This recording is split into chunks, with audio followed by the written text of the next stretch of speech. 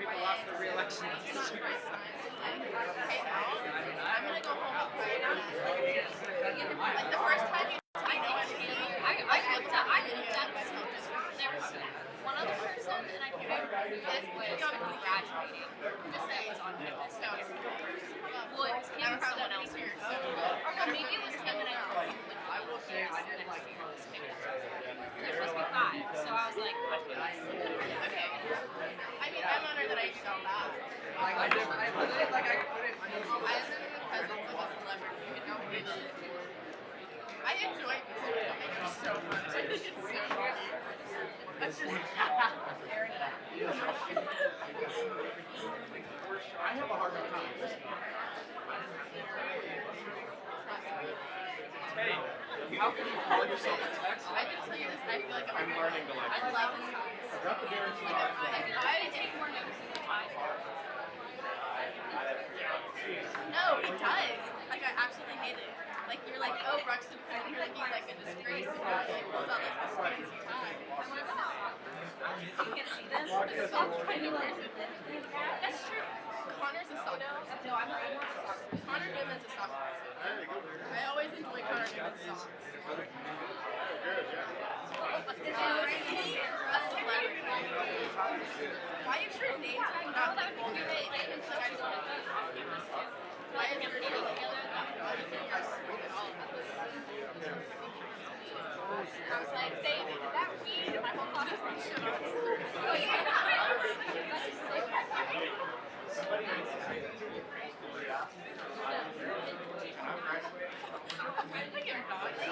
I try my best to make people like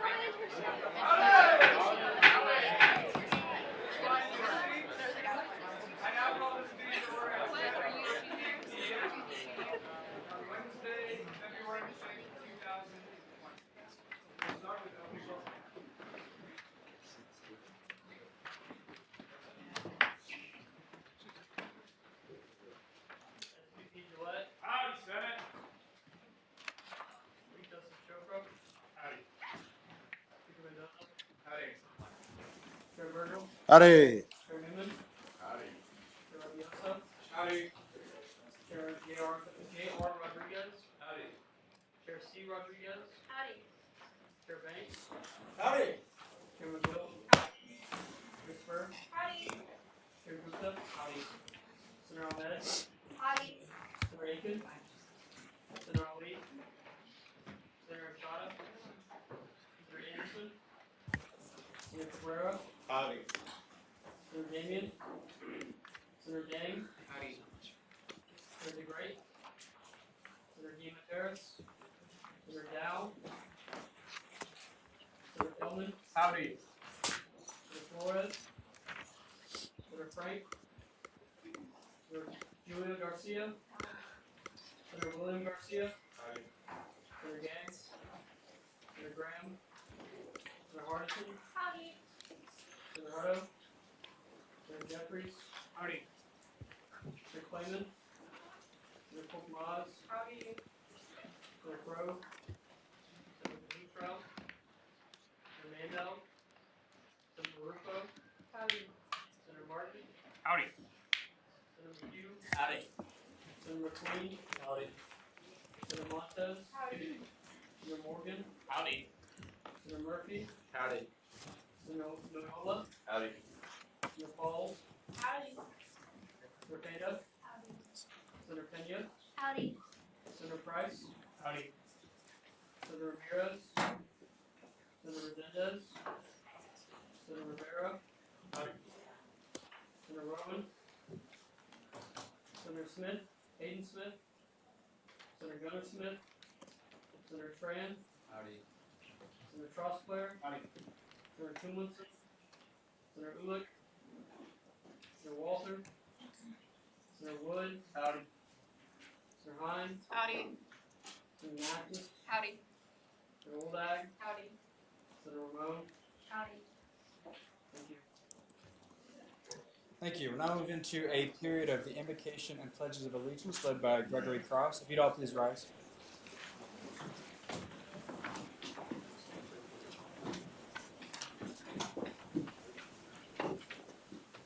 If you'd light, please bow your head. Dear Heavenly Father, we ask that you bless this meeting in the Senate. We ask that you give people a sense of calm when asking questions, when delivering speeches, and delivering our viewpoints. Let us all drive safely home from this place or riding the bus. Let us have a great week. Let us continue strong in the semester. And bless us towards the end of the semester as well. In your name we pray. Amen. Let's pledge allegiance to the U.S. flag. I pledge allegiance to the flag of the United States of America and to the republic for which it stands, one nation under God, indivisible, with liberty and justice for all. Now the Texas flag. On the Texas flag, I pledge allegiance to thee, Texas, one state under God, one indivisible. Thank you. We'll move into a period of the reading of the mission statement and Aggie Honor Code led by our longest serving senator, Senator Pauls. The Texas A&M University Student Senate represents all students in order to enhance the Texas A&M experience within our university and communities in research, legislation, and advocacy in accordance with the core values of our institution. And Aggie does not lie, cheat, or steal, or tolerate those who do.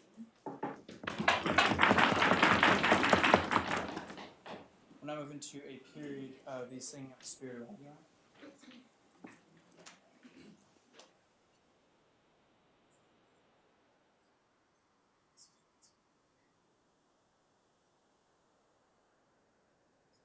Some may know the proudest boy of the school living surround, but there's a spirit in their guitar.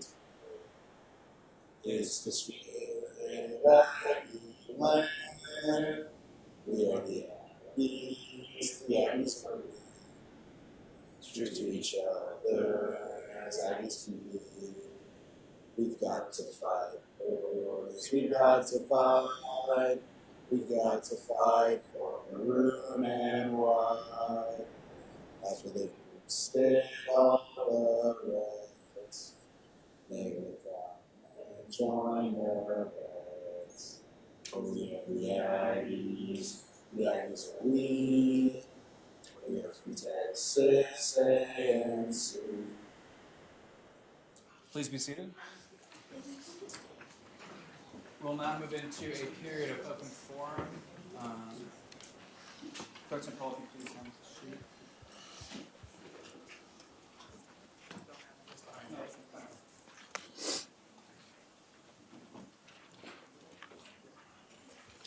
We'll begin by recognizing Jacob Schaefer on behalf of the Election Commission. You have 5 minutes. Howdy, Senate! Howdy! Here to remind y'all, filing does close this Friday at 3 p.m. There's not going to be any exceptions to that, so file. It's on TNUelection.com. I've emailed you a bunch. There'll be another email tomorrow, so please file by Friday at 3. Thank you. Jacob, one second. Do you have any questions for the Election Commission? Seeing none, thank you. We'll now recognize Tate Banks on behalf of himself.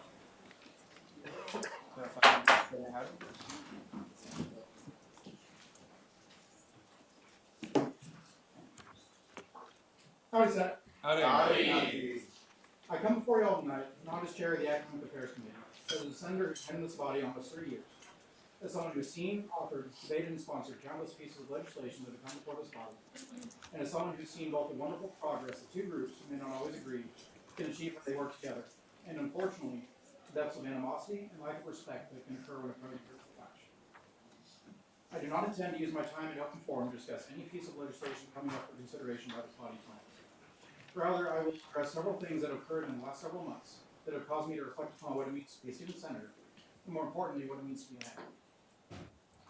To the student senators in this room, I would like to say that it is your exclusive privilege and it is your absolute duty, sworn by you when you took your seats in this body, to use your vote and your voice in this room to represent all Aggies and to strive to do what you think is best for the students in this university as a whole.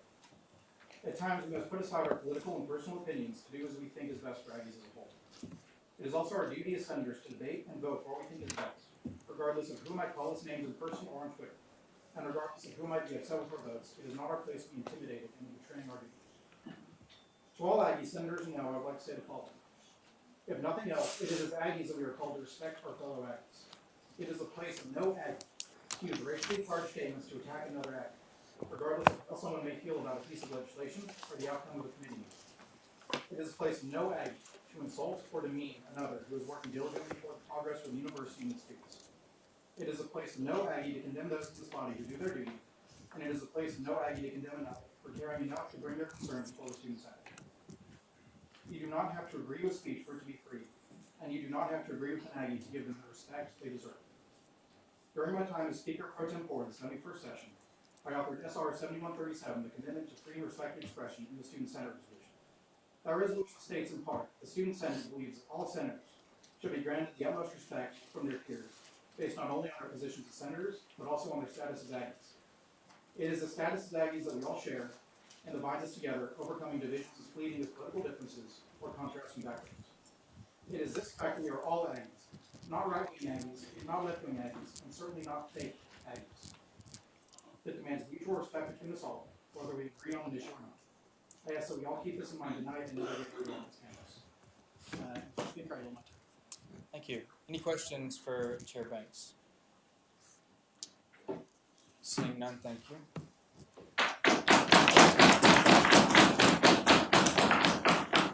We'll now recognize Reagan McGill on behalf of the Student Senate. You'll have 5 minutes, Chair.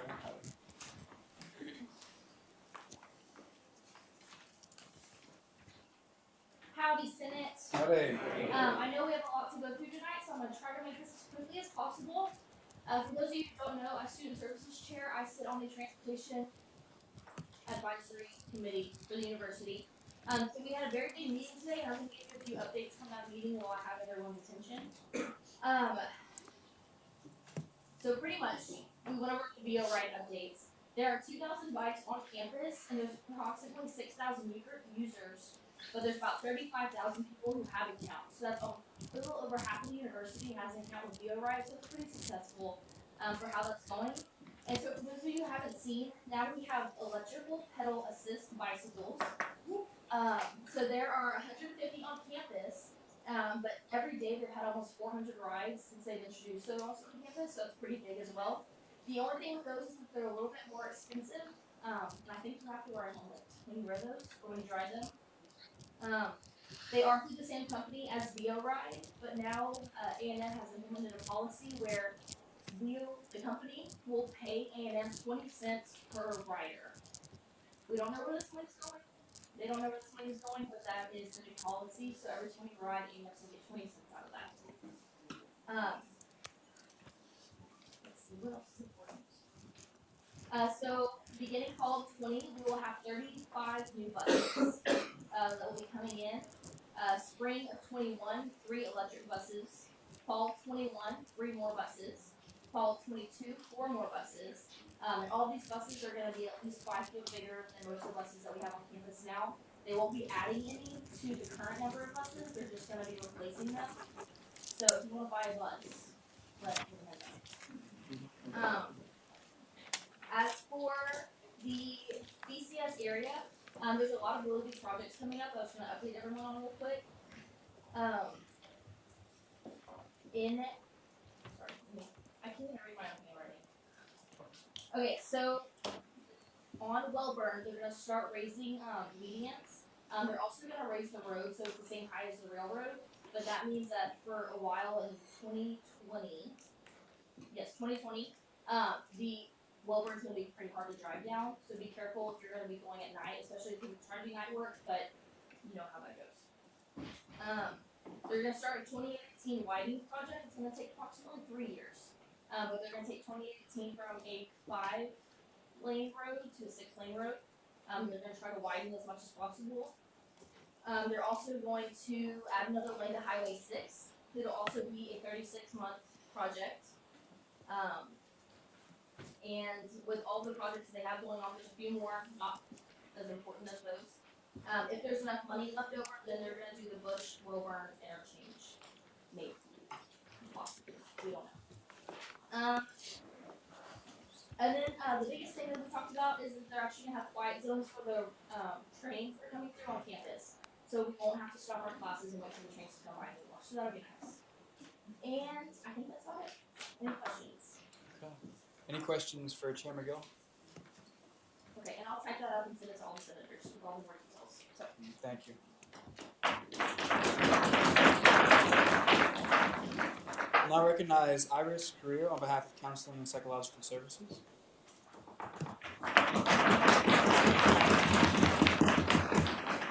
You have 5 minutes, don't you have it? happy senators. Howdy. I'm Dr. Iris Carrillo, licensed psychologist and assistant director at Counseling and Psychological Services (CAPS), where I'm the director of diversity and inclusion. And I'm here regarding the resolution concerning undocumented college students. I have worked with undocumented college students in multiple capacities over the last 10 years, primarily in the college setting, counseling setting. Due to my professional experience and knowledge of the literature, I believe I can provide insight into the psychological impact of being an undocumented college student. Being undocumented has a tremendous psychological impact on our college students, on our fellow Aggies, as they constantly live in fear for themselves and their families, and they face uncertainty and a lack of agency about their future, which threatens their physical, emotional, and psychological well-being. Due to the challenges they face, these students may feel unwanted, excluded, marginalized, disposable. Their self-concept and self-worth may be negatively impacted. Physical illness, stress, depression, anxiety, self-harming, and suicidality may be triggered. As a result of feeling unwanted and unsupported by legislation and/or our educational system, feelings of despair, helplessness, and hopelessness can surface, and many undocumented college students are lost every year to completed suicide. I know it's difficult to understand the experience of being undocumented if we find ourselves in the privileged identity of being documented or a citizen of this country. But I ask you to consider the impact behind it, the fear, the uncertainty, the exclusion, the marginalization, the helplessness, the hopelessness, the despair, the suicidality. Imagine dealing with these difficult emotions and still be expected to engage academically, make progress towards a degree, and graduate. Consider situations in your life in which you have struggled with some of these feelings and how hard it was to be a student in that moment and excel.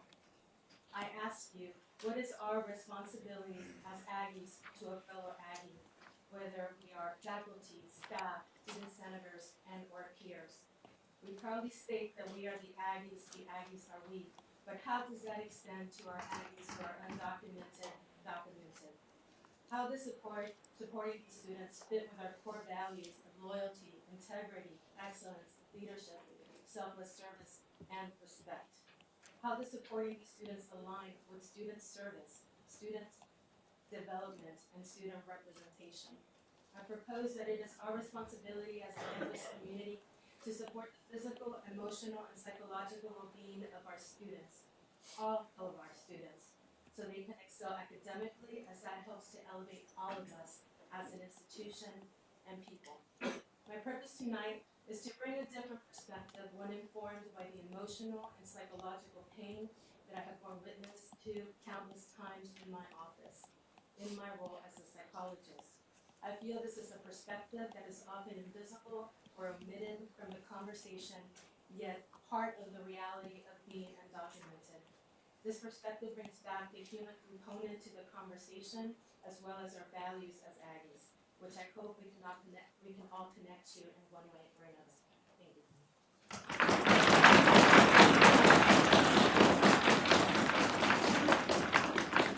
Thank you. Any questions for Dr. Carrillo? Yes, Senator Murphy. Senator Marufo, Liberal Arts Caucus. So, Dr. Carrillo, if somebody wanted to get in touch with you but didn't know the avenues of scheduling an appointment through CAPS, is there maybe another program that you have so that students can more easily access your help in navigating psychological issues? Yes, we do have a program, the Let's Talk program of the Department of Multicultural Services, Tuesdays, Wednesdays, 1 to 5, and these are spaces for any student of color, including undocumented, documented students, to come and talk about things that are impacting them, especially navigating a predominantly white institution, things that are impacting their psychological well-being and their academic endeavors. And so they're welcome to stop by and talk to a counselor without an appointment. And then if we feel that they need more services, we can refer them for a triage over at CAPS and perhaps facilitate that transfer of care to CAPS. Thank you. Any further questions for our presenter? Seeing none, thank you very much for coming.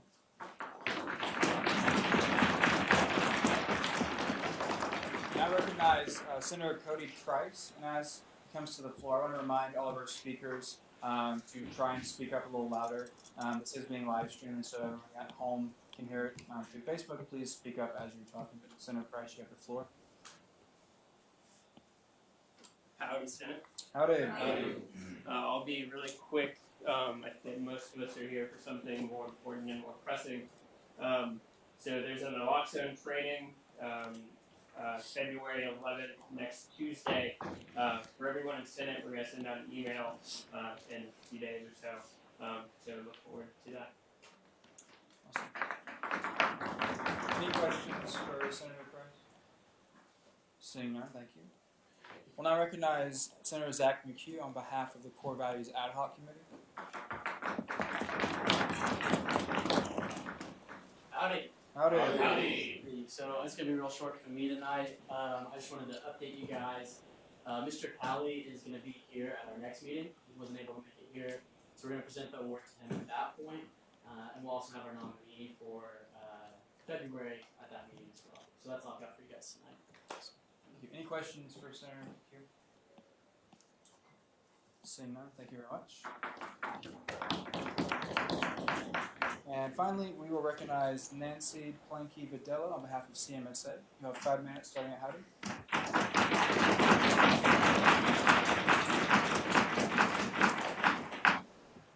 Howdy, Senators. Howdy. Howdy.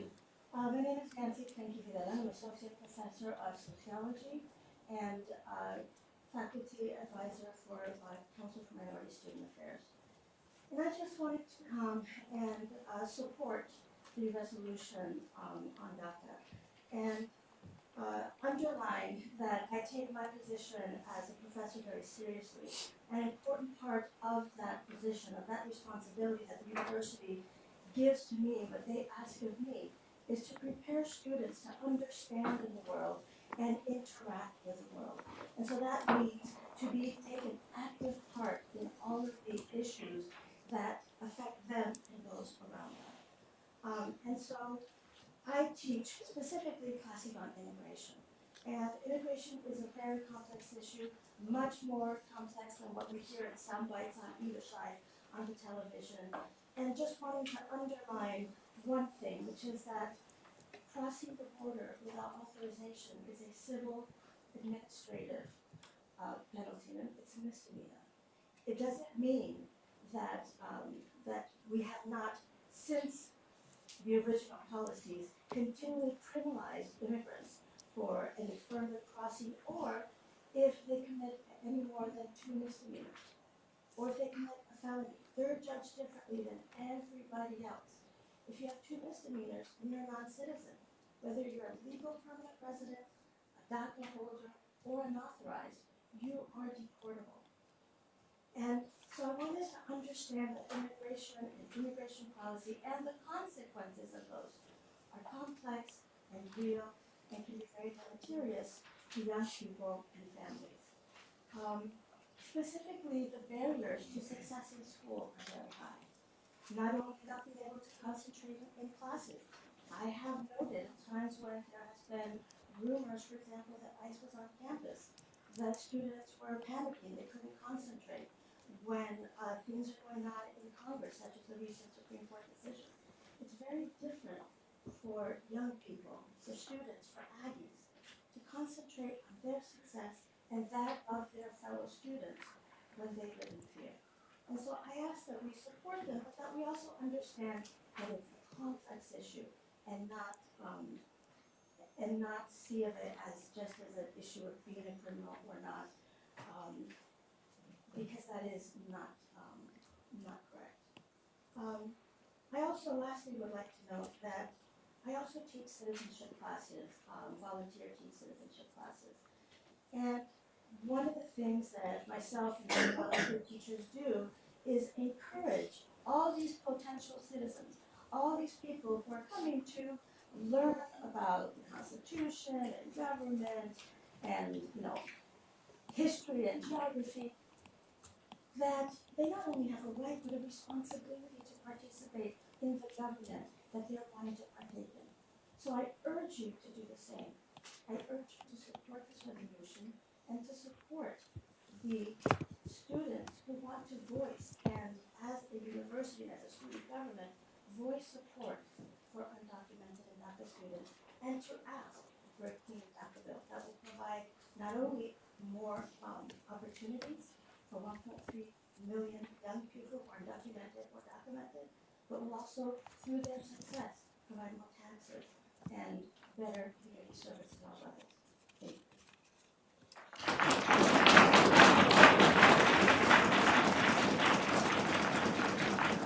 Do you have any questions for our presenter?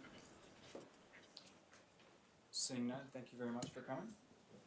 And that now concludes our period of open forum. We'll now move into a period of the approval of the January 22nd, 2020 meeting minutes. Do I see any objections to the minutes as written? Seeing none, now move into a period of voting. All those in favor of passing the minutes as written, please say aye. Aye. All opposed? That passes. And with that, we'll move into a period of a special presentation by Ms. Stephanie Denson, the District Marketing Manager on behalf of Chartwells. Please come down to the floor.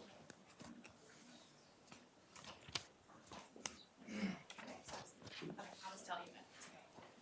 Howdy, Senate. Howdy. Like Eric said, my name is Stephanie Denson, and I'm here from Chartwells today. I have a presentation with lots of photos that I want to share you all. But while he's getting that ready, so as I said, I am here from Chartwells, which is the contracted food service provider for the university. So we run Texas A&M University dining, all 40 plus dining locations on campus. So what I'm going to talk to you all about today is tell you about all the new dining locations that will be coming to campus this year and through 2021. So we have, yes, thank you. So I'm going to show lots of renderings that have been put together by, I have one of these, if you need this instead. Yeah. Reagan's going to resend it as well. Yeah, it's on there, and it's just a PDF. So you can play that. But yeah, so basically there are some things that are going through construction right now, which I'll go through, but others that are taking a little more time. So we have basically every semester, starting in the fall, the next 3 semesters, we have lots of dining locations coming to campus. So we'll cover those and make sure that they can have that. But yeah, so I'll just go ahead and start so we don't have to go through every single one of the slides. So the first thing I was going to tell y'all is that I'm going to go through timeline order. And the first is the renovation of a few of the dining locations in the upper level food court in the MSC. So if any of y'all have been in the MSC, you'll know that we have, I guess, box stock, I'm not sure the right word for that, the area that is now going to be a Chick-fil-A, which will open up in the fall. So Chick-fil-A in the MSC, which has been, I know several years ago there was a Chick-fil-A in the MSC, it's been something that that the university on their side of the MSC has done brand preference surveys, and we have done our own surveys as well. But there are other reasons of affordability and the speed of service, brand recognition, all of those reasons. So that is currently going on right now and is on schedule, and it'll be open this fall, 2021. 2020. I'm sorry about that. Fall 2020. And I have great photos for you guys, so y'all are going to enjoy it when we get there. But one thing I'll tell you that that I also want to show is that we are changing that upper level food court, because right now we have those big barn doors that kind of close when everything is closed at night. And we are changing that, so it's all going to be open with glass, so it's going to be a lot brighter. And also, since Chick-fil-A's in there, we will be open later, not be closing at 4 p.m. as well. So those hours are 100% not decided yet, but we will have that one open later as well. So Chick-fil-A is in that one location, in that one area. And then I'll just go ahead and tell you all a little bit about everything else that we're doing in that. in that building. So once Chick-fil-A opens, we are going to be renovating some of the other areas that are, we'll kind of be working this summer through it. So the pizza concept right now is currently Beef Creek Pizza, which is pizza by the slice. We're changing that to do more of made-to-order pizza, like a Mod or a Blaze, or if anyone's had pizza out of Creekside Market, similar to that, where you kind of go through and put your toppings, and it's just quick, and you get your personal pizza to go. Here we go. Perfect. We go on to the. I'll tell y'all what slide to go to. You can go to the next one, please. Just scroll down. Keep going. Keep going. I can go through what I was talking about. So stop right here. We'll just kind of start here. So pizza concept, which is right there, and I'll show you some photos of that in a minute. And then where Intuo is, that is Jason's Deli coming to campus. That'll be here this fall. That'll be taking over that area. And then where currently Cabo is, we're rebranding it. It's going to be different than what Cabo is currently. We have a Tex-Mex concept, but I'll kind of talk to you about that in a minute. So if you want to go through, and I'll go through these. So we'll start. This is kind of the rendering of what our Tex-Mex concept is. We are still working on the name, and it's not going to say Tex-Mex on the side, so you'll know that. But that's just kind of the look is how it's going to be. So that will be going under construction this summer, I believe, after May. You can keep going. And this is kind of some wide angles. You'll see that glass that I was talking about on the side. It's really going to open it up and make it brighter. And you'll see Jason's Deli right here. We can keep going down. This is the pizza concept. We're still, once again, working on names. And we have several members of our dining advisory committee meeting, which we'll be discussing with them throughout the semester, different name ideas. But this is going to be that made-to-order pizza down the line, which we're really excited about bringing to campus. That was something when we do all those surveys that I mentioned. People really love Blaze and Mod. We have both of those in town, so we're excited to have something like that on Central Florida campus. Keep going down, and that's kind of the Chick-fil-A that you'll see. We're renovating this area to add more seating on this side, so those are like some really wide shots of what the MFC is. We keep going down. All right, so this is the next location we're going to have. This will be open fall 2020 in the new 21st Century building, right across the way from where we are. We are putting a coffee shop and market concept in there. So we are still kind of working on the name because it depends on what the building is going to be named, of course. But this is going to have, instead of, we have several Starbucks on campus, as you all know, but we're getting local coffee roasters in this location. So it's going to be another great option for coffee on this side of campus, a great lecture, lecture building, so a good option. And then the market is going to be similar to a smaller Creekside Market, not have as many things like things where you can cook in your room, but just kind of your grab-and-go market type items. But once again, I don't have any renderings of the inside of this building yet, but those will come as we get closer. So this will be open in fall 2020. Next one, please. So this is Polo Garage. So if anyone is familiar, this building is, we say North Campus, but it's kind of East Campus over there across from Century Square. This is currently under construction, and we are adding 5 locations into this building. So great for people around that side of campus. Can you go up a little so I can show the logos? Yeah, sorry, go down to the run thing. So I'll go across Canada Express, Shake Smart, Houston Street Subs, Salada, and we're putting in a market in there, which is a convenience store. So a few things I'll talk about, highlight here, what we don't have on campus yet is the Shake Smart and the Salada. So Shake Smart, if you're not familiar with it, it's another smoothie concept for campus, but it has more shakes and like protein shakes and things like that available. It's a great partnership with that brand who's really excited to come to campus. They already want to do the day that it opens, kind of do like a free smoothie tasting. So they're really excited to come here and be a part of the Aggie campus. So, secondly, Salada. Really excited to get that option on campus. It's something in our surveys that students are really wanting that we don't currently have, and excited to work with that brand to bring them here. So as you know, it's under construction. It'll be open spring of 2021. So it'll be open spring from now. Go through. And then West Campus. Everybody's been really excited about this, and there's several people on that side of campus. So we're building another building from the ground up. It has not even started, hasn't broken ground yet. I believe they'll be breaking ground this summer. But it is a building that's going to be across from Bio Bio, there's kind of that grassy area in there that construction has been and architects been working on. So this is the rendering of what this building will be. And we call it a food hall because it's a little different than a food court, but it's going to have 4 concepts in there. So everything that's in Ag Cafe, not everything is Ag Cafe, but we're kind of taking out what's in Ag Cafe, and I'll get to Ag Cafe in a second, and putting it in this building. So we're going to put a full service Chick-fil-A, which is no longer the way how the Chick-fil-A at Ag Cafe is, where they have the chutes and you grab it and go purchase. It's going to be your full service where you walk up to the counter and order. And then Copperhead Jacks, similar to what we have on the north side of campus, your tacos, burritos, salads, all of that. And then we have Houston Street Subs, which we have a few of those on campus. And then we're bringing a salad concept, which I'll talk about that in a minute. So I'm going to show you all a few photos that I have. And the next one, it's a really great pieces in there. So it's going to be great seating. We'll have seating indoor and outdoor. But this shows Houston Street Subs and Copperhead. And then upstairs is going to be some office buildings in there. So just some people from the university will have their offices on that in that new building. So keep going down.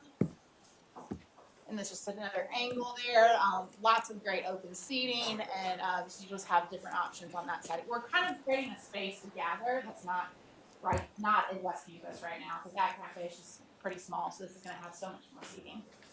Keep going. And this is, once again, concept art for the salad concept that we're coming up with. It's not going to be salada, but some type of build your own salad with lots of different toppings and a similar, similar flavor profile is what a salada has, but we're still kind of working on that right now. But I'm excited to have those 4 different concepts in that one building for everyone in West Campus. And go on the next one.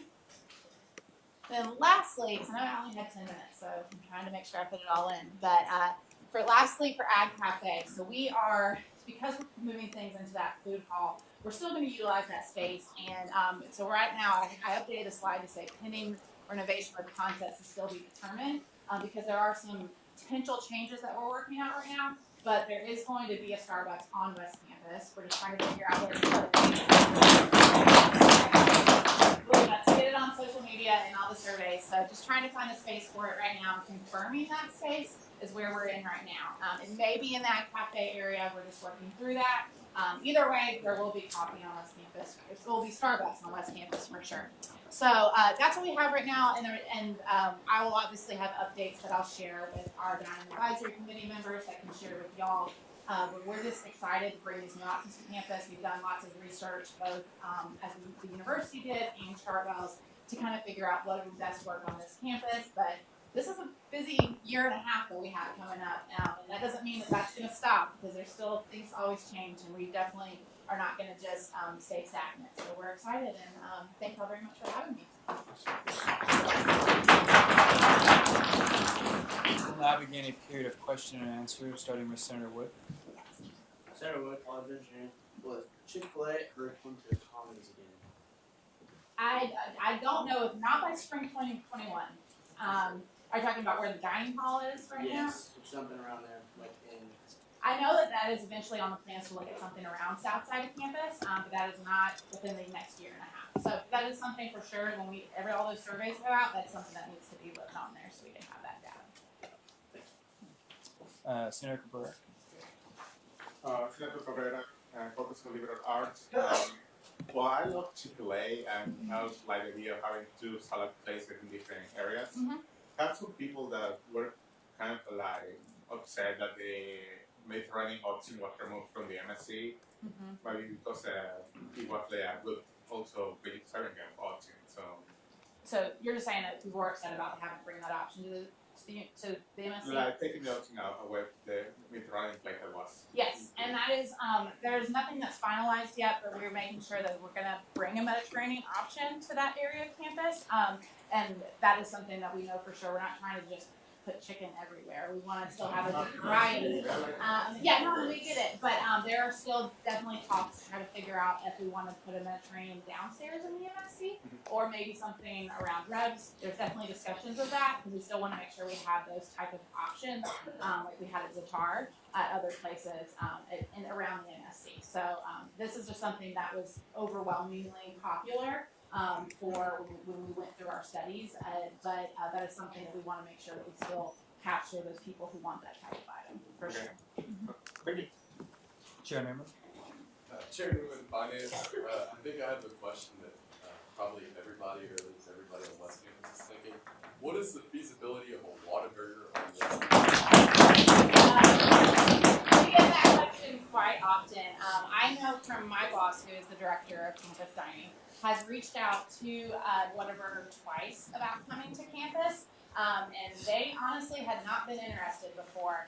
But they, as you may have known, as you may have known, they have recently sold ownership this past few months, or past year. So they're not trying to say that's off the table, but we have, since Turtles has been on campus here since 2012. And it has definitely been a discussion, and we're not against it. It's just gonna have to be the right people making the right talk. I was talking about it with my marketing manager as we walked over here today, actually, about where we could put a Whataburger. So definitely top of mind. We're trying to figure out what we can do, but not within the next few years, unfortunately. So. Permission to follow? Go ahead. Also, I know that there was a double days at one time on campus in the Commons. What's the possibility of that? I don't know. That's the first time I've heard of that. But trying to have some, are you talking about like large pizzas? Is that what we're looking I'm just talking about the pepperoni rolls. Okay. Yeah, well, I'll make sure when we kind of discuss what other options, retail options we could have on South Side, that'll be brought up on the discussion. Thank you. Senator Preston. First, my question is, Chair Newman already asked the question. Perfect. Okay. Senator McHugh. Senator McHugh, off-campus caucus. First, thanks for coming and sharing with us. This is super cool. But I was just curious if there are any plans in the works for updating the cafeteria in the Allen building. I'm not familiar with that. Where is that? So that's the Bush School. The Bush School. I do not know anything about that right now. I would tell you if I did. That has not been discussed, at least not with Charles and myself. So then I would just say if that's what needs to be done over there, then it needs to get to the right channels through the Food and Dining Administration so we can work on it. Senator Feldman. Senator Feldman, off-campus caucus. Following up on the Allen building, there's currently only like I'd say like a market there, and that's about it. So there's no food currently for a building that has a lot of students. So that'd be an awesome idea to get something in there.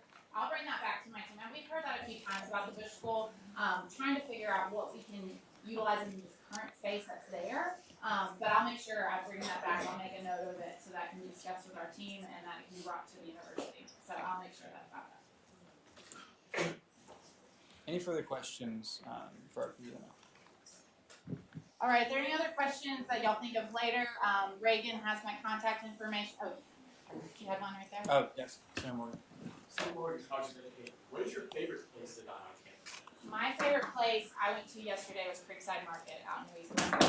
I was there yesterday and I got their pasta out there, which is my favorite place to eat. So we always kind of say it's a hidden gem, but we want more people. It's great, so I hope people will go out there. So yeah, that's honestly my favorite. Any further questions for Ms. Denson? But I was just adding, Reagan has my contact information, but if you go to dining.tmu.edu, my email and my office number is on there. Please reach out to me with any comments that you weren't able to make today. We really want to make sure that we get your feedback so we can see what we can implement on this for sure. Thank y'all for having me. Well, thank you. We appreciate your time.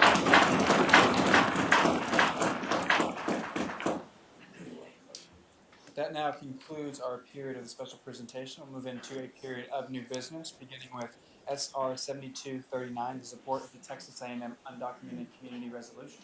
If the bill authors and sponsors would please come down to the floor.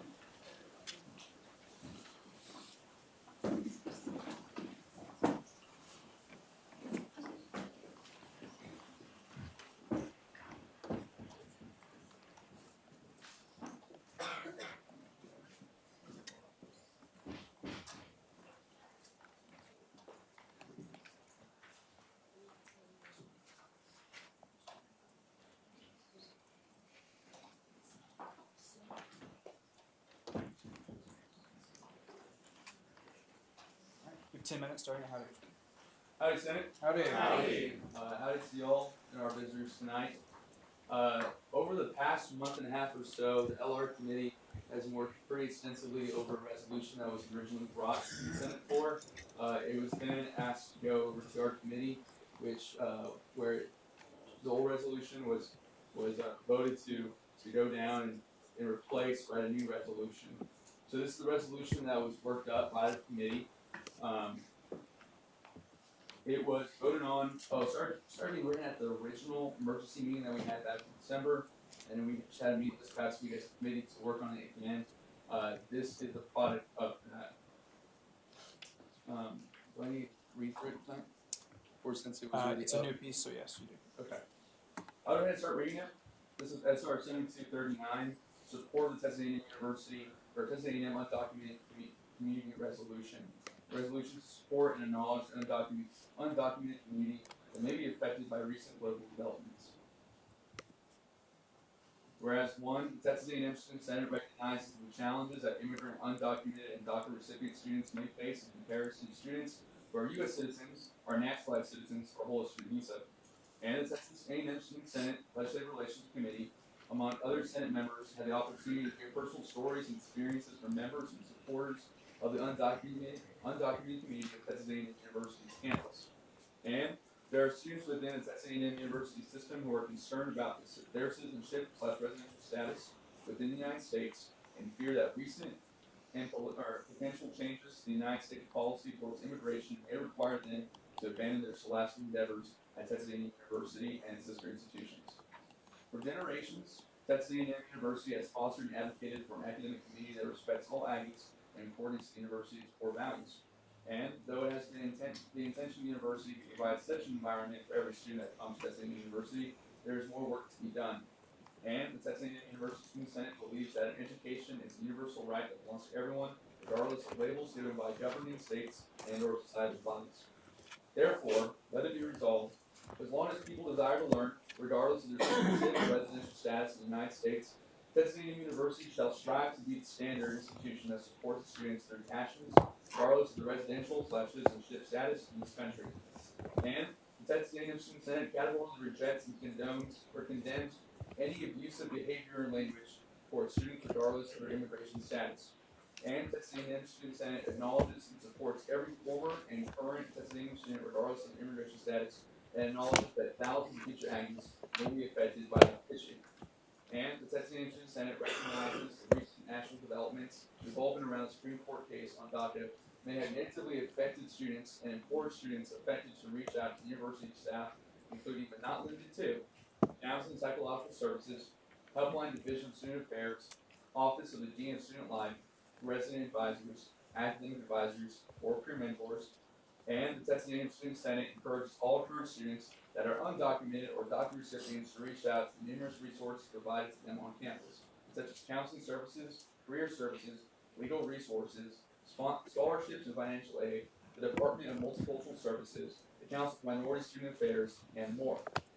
And the Texas A&M Student Senate does not advocate for a specific policy position to recognize that to fully address this issue, we urge the United States Congress to pass legislation that addresses legal issues that may impact an individual's immigration status for all future, present, and former Aggies. And a copy of this resolution will be sent to the following. Okay, thank you. We'll now move into a period of question and answer. Do we have any questions for our presenter? Yes, Senator Cabrera. Senator Cabrera, Commissioner Art Caucus, could you be more specific about the political situation that's going on regarding today's happening regarding this resolution? Definitely. So there has been some action by the Trump administration that wants to rescind DACA, which was installed by the Obama administration. Right now, the Supreme Court is going through a debate, and through their findings, they're going to see if that was constitutional or not. And if it was constitutional, that means DACA, as well as the potential DACA status of individuals who received it, they're going to be in limbo. They won't be protected. And DACA would be, the option of receiving DACA would be taken away for those that want to seek it. So that's kind of the climate around that. I believe there was also a other case that was finalized by the Supreme Court recently, revolving around immigration status of individuals in the states. that did not go in favor of the immigration community. So those are mainly the ones that this resolution are talking about. Senator Greg, this resolution takes more aim of some of the friction, of acknowledging the friction on immigration policy and supporting Aggies. This is a maroon-focused legislation. This is not a political legislation. Okay. Very good. Thank you. Senator Morgan. Senator Morgan, College of Education. Would y'all be open to an amendment that adds the contact information for counseling services and helpline to the bill? Definitely. Very much. Thank you. Do you have any further questions for presenters? Okay. Seeing none, if you please step off the floor. We'll now move into a period of debate, beginning with debate against. Is there any debate against this resolution? As a reminder, debate against is opposed to this. I see a motion? President Frank? Yes, please state your point. Senator Ramaphosa, Lavar's caucus. If we have an amendment to propose, instead of debate. Against, yes. So this would be, Senator Morgan, do you see debate against? Okay. You have 2.5 minutes, starting at Howdy. I have an amendment to make. Please state your amendment. And let it therefore be resolved 4. After counseling and psychological services, insert parentheses, caps.tamu.edu, caps.tamu.edu.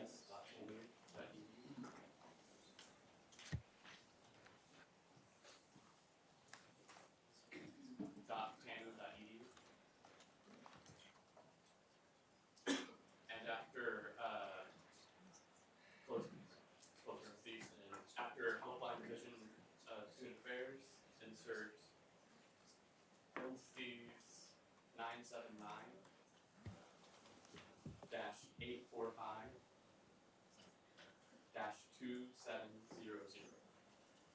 Close parentheses.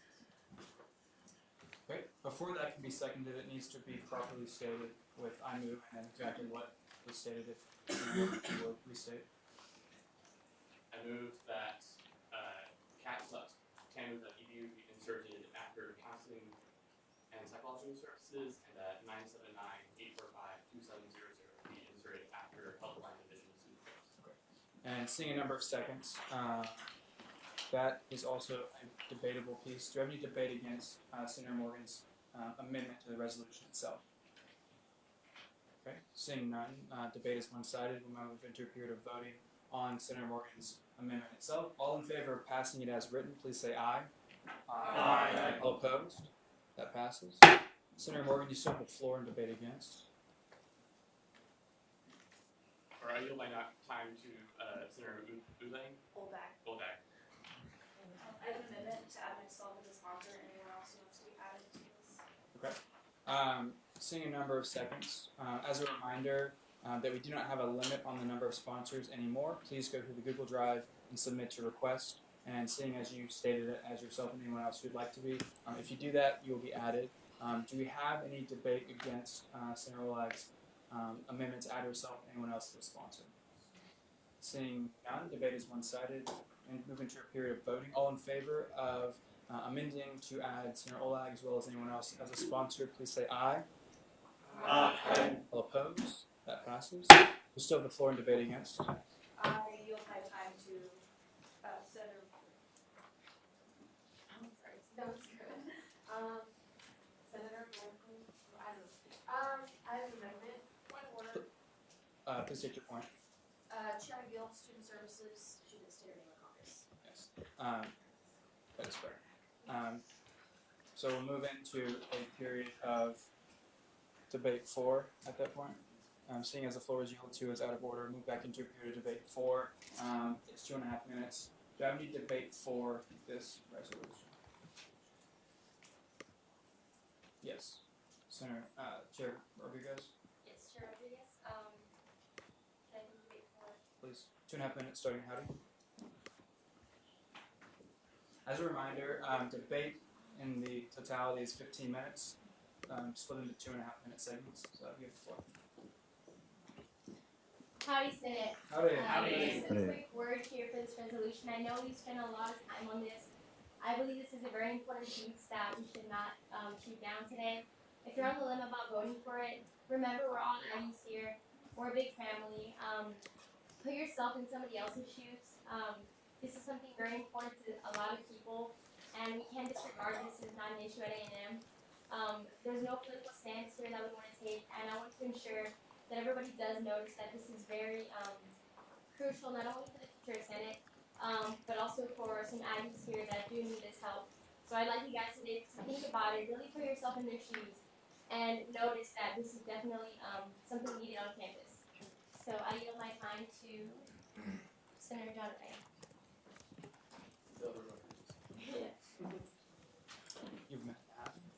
Hey, Senate. Howdy. I just want to reiterate that a lot of time, a lot of effort and communication has gone into this. I can't stress how much this resolution is needed. It's just one of those things that it's an issue that it should have been talked about, and I think luckily we're grateful that it was discussed. The more we look into this and look at the verbiage is really intentional, and that is mainly to show support. That's what it is. It's said there in the title, it's said there in the about section of the resolution, and it's shown throughout. It's talking about how education is a universal right. Everyone in this room are seeking knowledge, wants to learn, should be afforded opportunity to learn, especially at a public institution. With that, I'd like to yield my time to Senator Foster. 1 minute remaining. Howdy, Senate. Howdy. As Chair Rodriguez said, we put a lot of work into this legislation. I would like to remind everyone that the goal behind this legislation is not to take a political position, but to demonstrate support to Aggies, and at the same time acknowledge that there are students here that need further assistance. So with that, I yield my time to support. The floor has been yielded to, and with that, we'll move back into a period of debate against. Do I see any debate against? Yes. Senator Marufo, Liberal Arts Caucus. I have an amendment. So Please state your amendment. Please state your point. Chair Newman, Finance. It's not within order to amend your own resolution, and she's listed as an author. Seeing as you are listed as an author, Chair Newman is correct. And with that, we'll move back into a period of debate for this resolution. Do I see any further debate for this resolution? Yes. Chair McGill.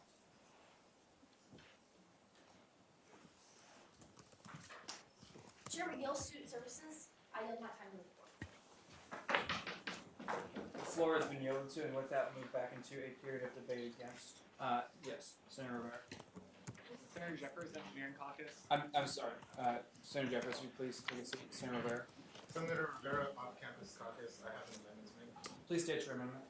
I would like to, in let it be resolved 7, I would like to add the list of the offices of all federal congresspersons representing the District of Texas. Okay. Seeing a number of seconds. This piece is also debatable. We'll move into a period of debate against Senator Rivera's amendment itself. Do I see debate against? Yes. Please come to the floor. You have 2.5 minutes.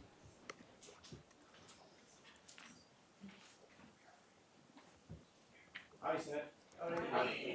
One of the challenges we face as a public institution is that we also have to maintain positive relationships with all elected officials in all of their offices.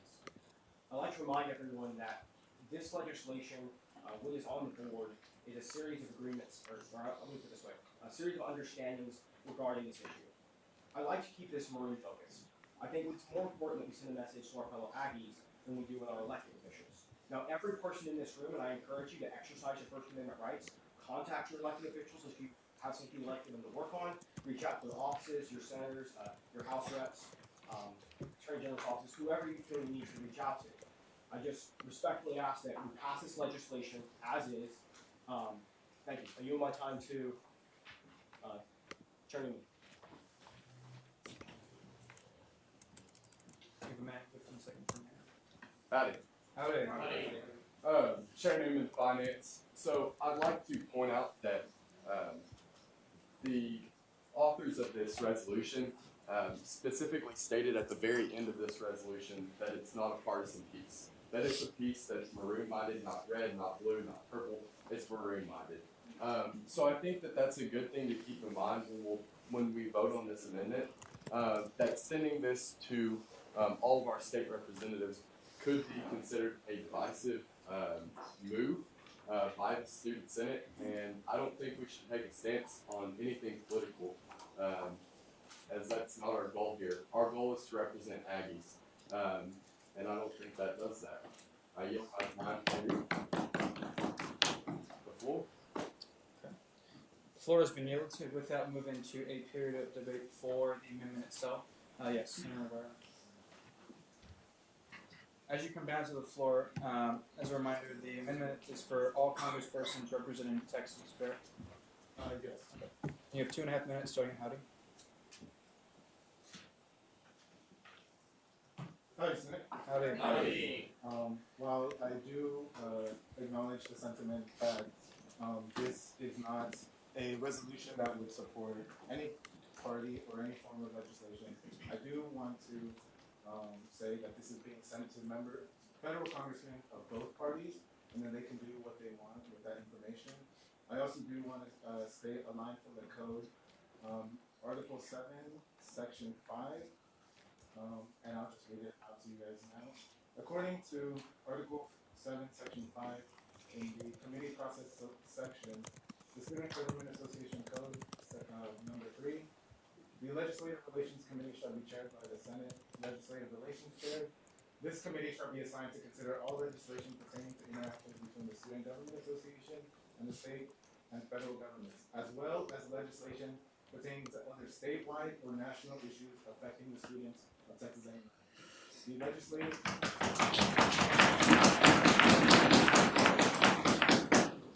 The Legislative Relations Committee was created with the intention and the ability to send and address pieces of legislation to the United States Congress.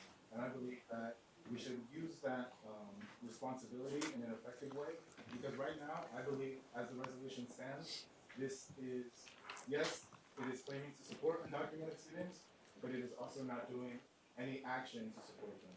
And with that, I yield the time to Senator Daniel. 45 seconds.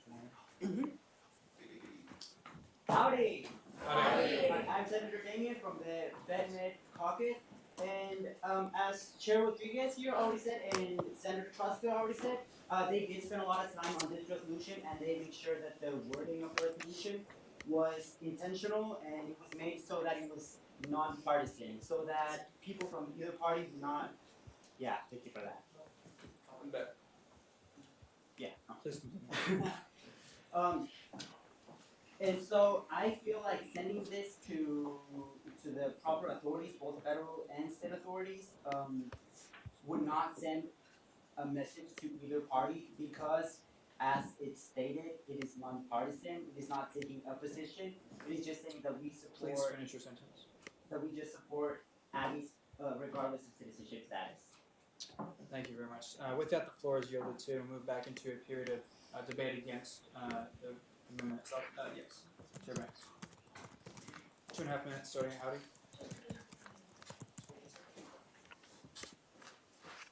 Howdy, Senate. Howdy. So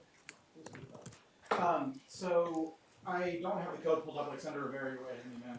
But I would like to say that for the code, SGA does have a designated official to interact with governments. That is Gregory Cross, our fantastic legislative relations VP. Who did and he did there he is. You're wearing a nice jacket earlier. And he did an incredible job working with the legislature, which was in session this past year. So I guess my recommendation would be to vote against this amendment and then perhaps introduce another one, sending it to Gregory Cross so that he can take whatever action he sees fit, because he is our designated person to interact with the legislature. So if we're trying to do that, I think he's the man to run that through. So with that, sorry to do that to you, Gregory. With that, I yield my time to Chair Newton. Minute and a half remaining. Howdy again. Howdy. So, to piggyback off of what was said out of the code, this resolution was sent to the Legislative Relations Committee for the purpose that they determine where it should be sent to, how it should be worded, to make sure that all Aggies get a say in this and to make sure that everybody's represented in this piece of legislation. So I posed the question, if they didn't feel like the Legislative Relations Committee that's supposed to handle dealings with our state, federal, elected officials, if they didn't feel like it should be sent to every single representative of the state of Texas, why should we do that? Because it's already been considered at length in that committee. I yield my time to the floor. Okay, the floor has been yielded to. We'll move back into a period of debate for the amendment itself. Yes, Senator Rivera.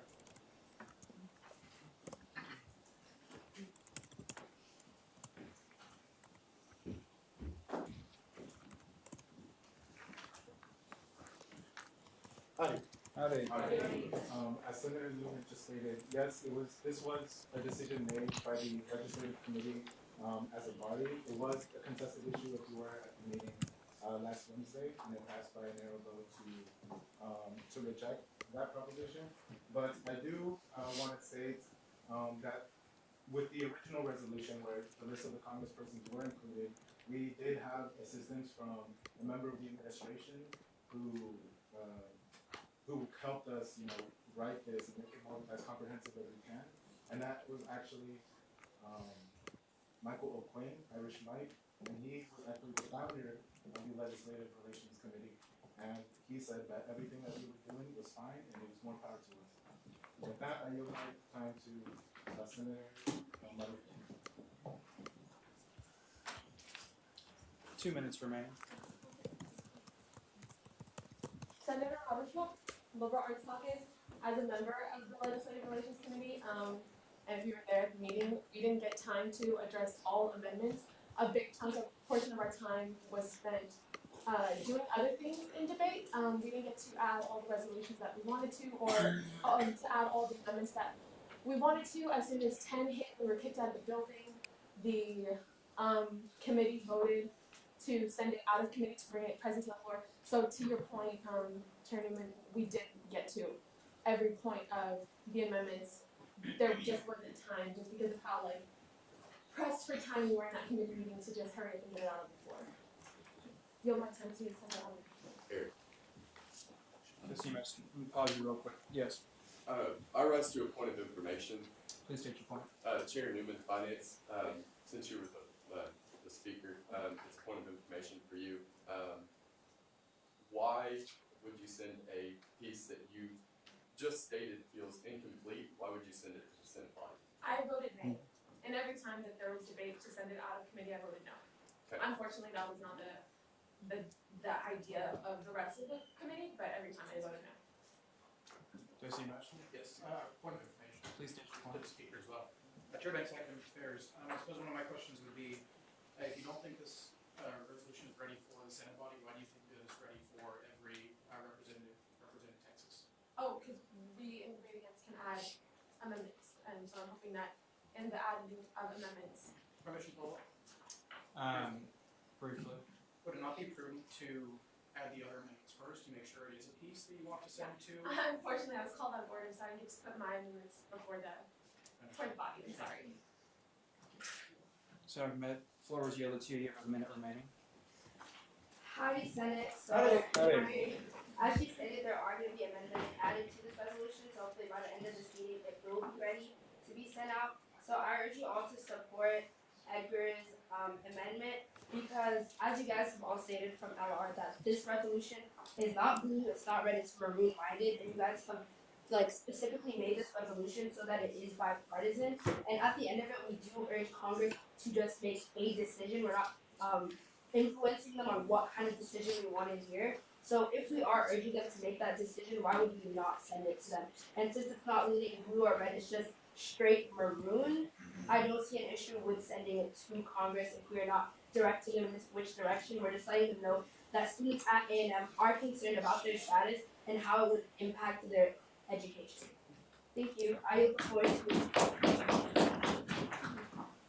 Do I see a motion or? A motion. Okay. Please state your motion. Senator McHugh, off-campus caucus. I moved to table the on the table. Okay. Seeing a number of seconds, do we have any debate against this motion from Senator McHugh to table this piece, meaning to move forward with the previous question of the entire resolution itself, correct? Yeah, so we'll come back to this after we put forward the other amendments. Right. Okay. Seeing any debate against?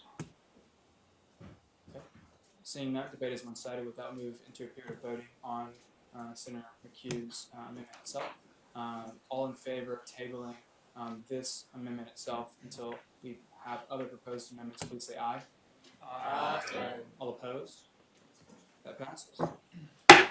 Okay, and with that, seeing as it was Senator Rivera's amendment itself, you have the floor, Senator Rivera, to debate against on the piece of legislation itself. I yield my time to Senator Jeffers. Okay, Senator Jeffers, Engineering Caucus, I have an amendment to make. Please state your amendment. Whereas 1, remove are naturalized citizens, the fact that they are U.S. citizens. Please speak up. Remove are naturalized citizens and the commas on either side of it.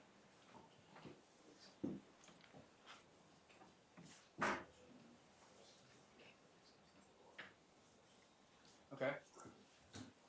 Do I see any seconds for Senator Jeffers' amendment? Seeing a number of seconds, do we see any debate against this amendment to remove?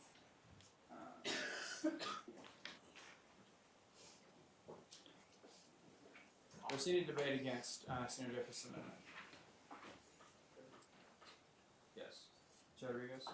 We have 2.5 minutes on the floor. Mr. Rodriguez, Legislative Relations Committee.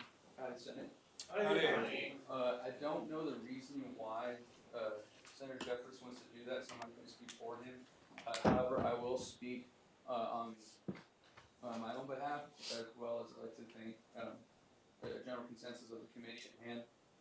And that is, naturalized citizens have similar rights that U.S. citizens or those that hold a visa.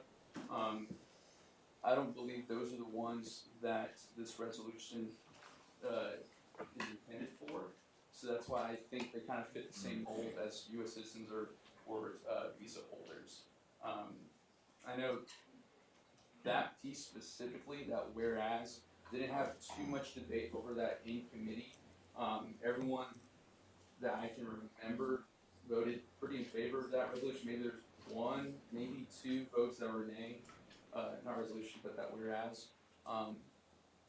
That's all I got to say about that. I think it does fit the mold, and if we do take it out, we're leaving out a chunk of students that this resolution can talk about. With that, I yield my time to the floor.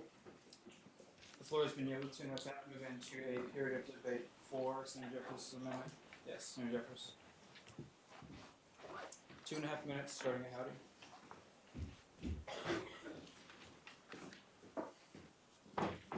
Howdy. Howdy. Howdy. The reason I took out our naturalized citizens is due to the fact that they are U.S. citizens. So if you would like to change the wording, you should say natural born citizens, naturalized citizens, etc. Thank you. Give my time to take this.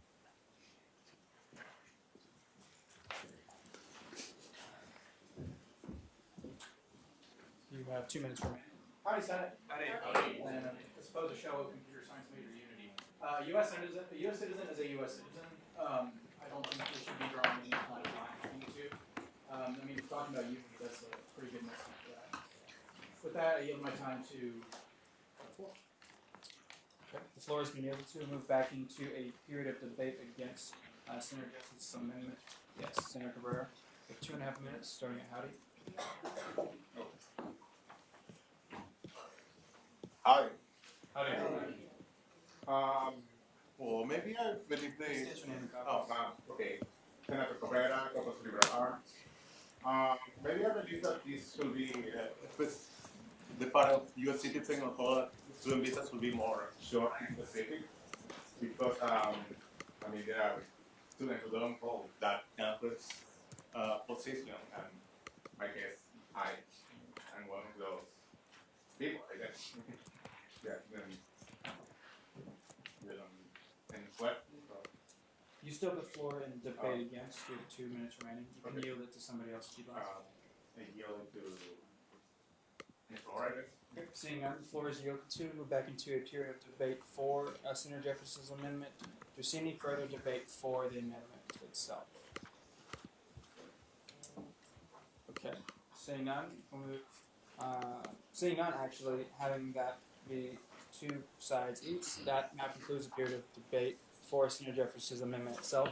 Move into a period of voting to amend whereas 1 as written on screen. All in favor of passing the amendment, please say aye. Aye. All opposed? Nay. Division has been called, and with that, we will ask everyone to rise who is for passing the amendment. If you're not for passing the amendment, please stay seated.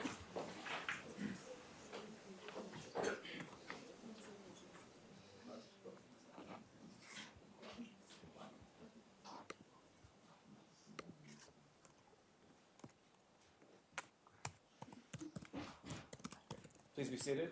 That passes. And with that, we will move back into seeing as Senator Jefferson's amendment passed. You actually still have the floor in debate against for the entire resolution itself. I yield my time to the floor. Okay, the floor has been yielded to, and with that, move into a period of debate for the resolution as a whole. Do I see any debate for the resolution? Yes, Chair Banks. 2.5 minutes, starting at Howdy.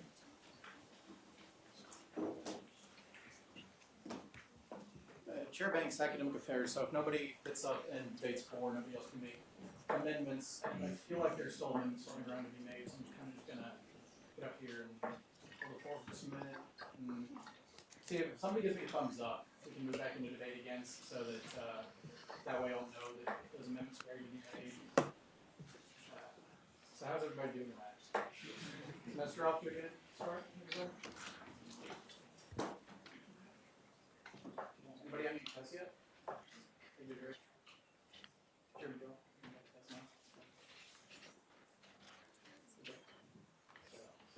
Thank you all for coming out tonight. I always love a big crowded Senate room. I'm really hoping there are actually still amendments waiting to be made. I really just want to give. Cool. I yield my time to the floor. Okay. The floor has been yielded to, and with that, move back into a period of debate against. Senator Rivera. So, I have an amendment. Please state your amendment. I want to add a whereas clause before whereas 5.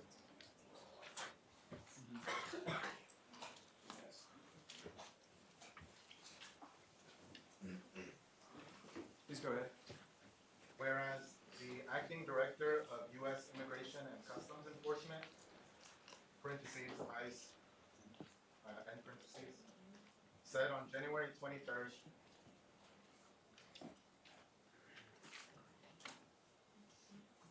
Please restate.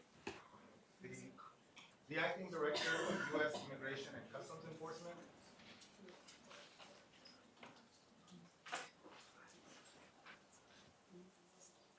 parentheses, ICE, end parentheses, said on January 23rd that ICE would deport immigrants in the DACA program.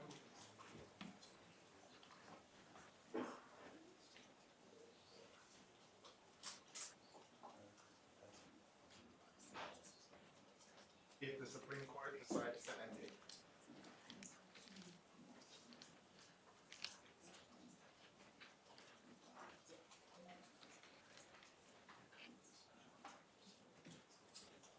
If the Supreme Court. If the Supreme Court, and please continue. Oh. If the Supreme Court decides to end it.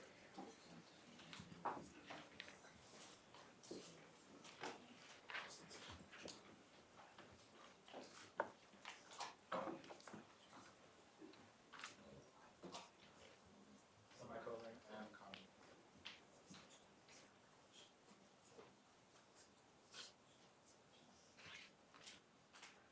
is good as written. I think it needs a, is that a semicolon for and? Mm-hmm. Yes, it is. Yes. Okay. Do you see any seconds for Senator Rivera's amendment?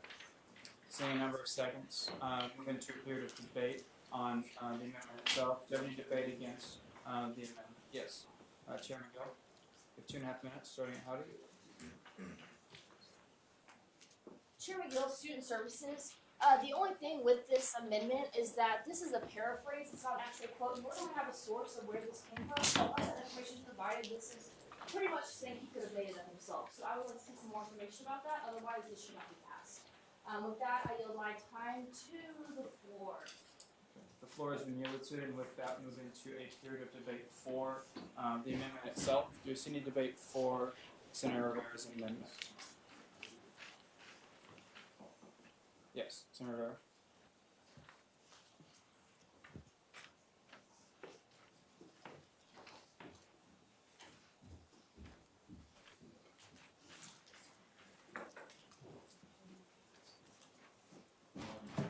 Well, howdy. Howdy. So I just wanted to provide. Services, he did not serve as in office. Please, back to your seat. You're out of order on that piece, and with that, move back into a period of debate against the resolution. It's the amendment itself. Excuse me. Do I see any further debate against Senator Rivera's amendment? Okay. Yes, Senator Damian. 2.5 minutes, starting at Howdy. Howdy. Howdy. Senator Damian, College of Edmond, Environmental Sciences. I like that whereas, however, I think it should be bumped up one. That because the one that it precedes and the one that's after it kind of go together. So I figured that if you put this one before it, it would be easier on the eye for everybody to read it. And with that, I give my time to the floor. The floor has been yielded to, and with that, we move back into a period of debate for the amendment itself. Do I see any debate for the amendment? Yes, Senator Rivera.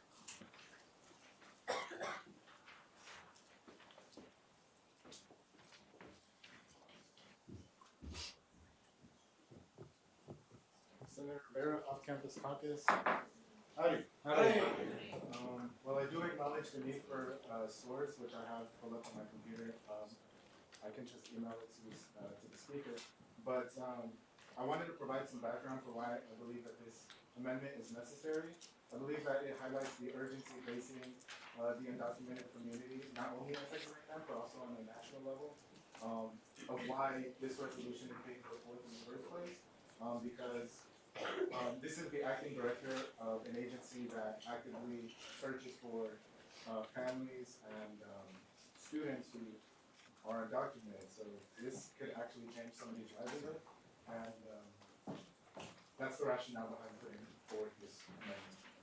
And with that, I use my time to the floor. All right. The floor has been yielded to, and with that, move back into a period of debate against the amendment itself. Chairman Gill.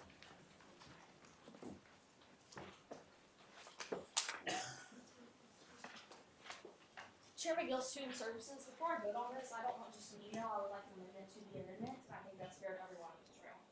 With that, I yield my time to the floor. All right.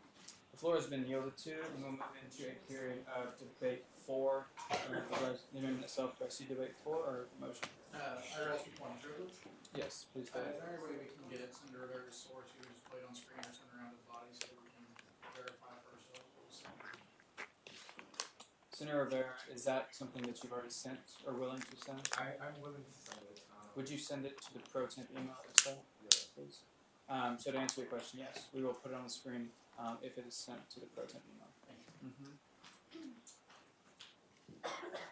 With that, as we wait on that, we are also moving back into a period of debate for the amendment itself. Do you have any debate for the amendment? Yes, Senator Rivera.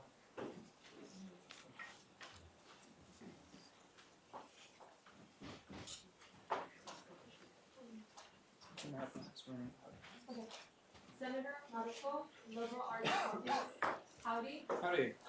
I think that this amendment would like need to be added just because in the resolution we allude to the national discussion, we allude to National Day, we allude to like what's happening with but we don't really ever mention it.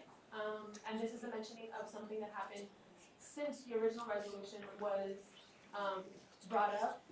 So it speaks to factors that place more stress on undocumented students as students, just because now that the director of an agency that actively seeks to deport them has said this, they are now having to worry about the Supreme Court case decision and actively like following that debate and on top of school. So this acknowledges as the Senate, or as the Legislative Relations Committee said, that they acknowledge the stress undocumented students face over citizens, that this acknowledges that this is a stressor and this like affects them tenfold than when the Supreme Court had heard it in the beginning. I need more time to take one. Okay. The floor has been yielded to, and with that, we'll move back into a period of debate against for the amendment itself. Do you have any further debate against? Yes, Sarah.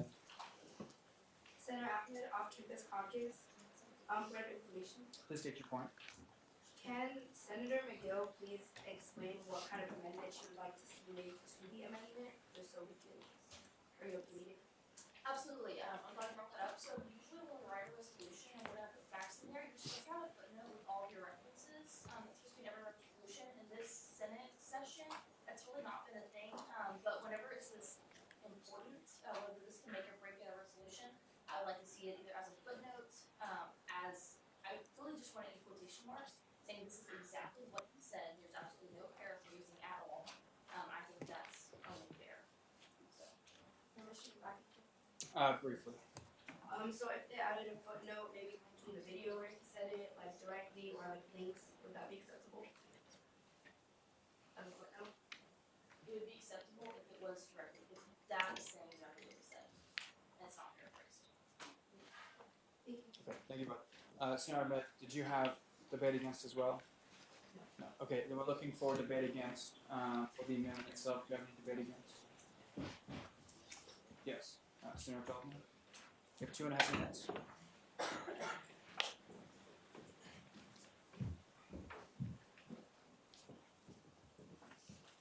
Senator Feldman, off-campus caucus.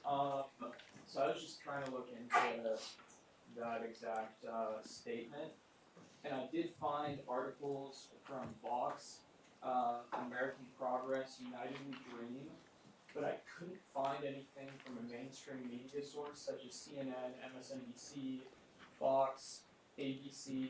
So if we could pull up something like that, I think that would alleviate everyone's concerns, because I feel like those are mainstream media sources, so nothing's being paraphrased, and we can get on with that. And I yield my time to the floor. Okay. Floor has been yielded to, and with that, we'll move back into a period of debate for the amendment. Do I see any debate for the amendment itself? Yes, Senator Rivera.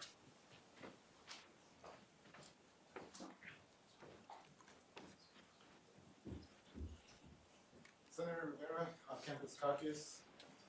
Howdy. Howdy. So, I mean, I cannot control what the mainstream media decides to report on.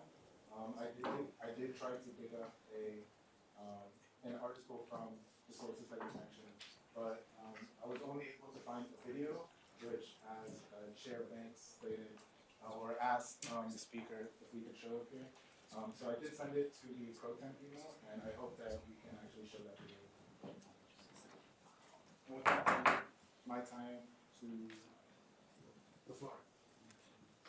Floor has been yielded to, and with that, we'll move into a period of debate against. Do I see a motion? How can we ask you to watch the video? The video has been sent with the show of voice. Do we want to watch this video? Yes. Yes. Okay. Please give us a moment.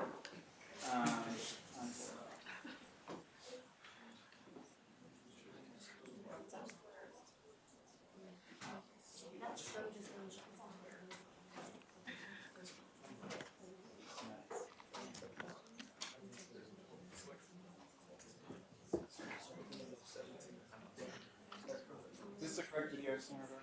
Yes, I did find a longer version on YouTube just now, but. Okay.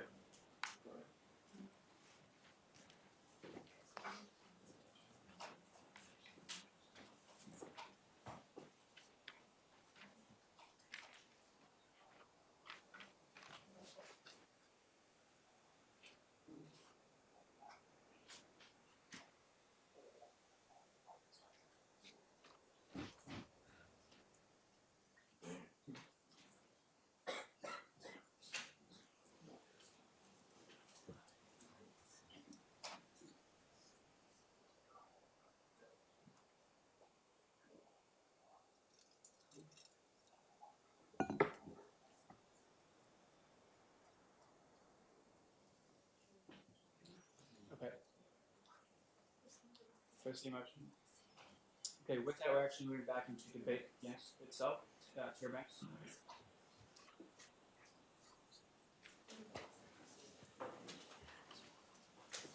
2.5 minutes. Chair Banks, Academic Affairs. So thank you, Senator Rivera, for sharing us that video.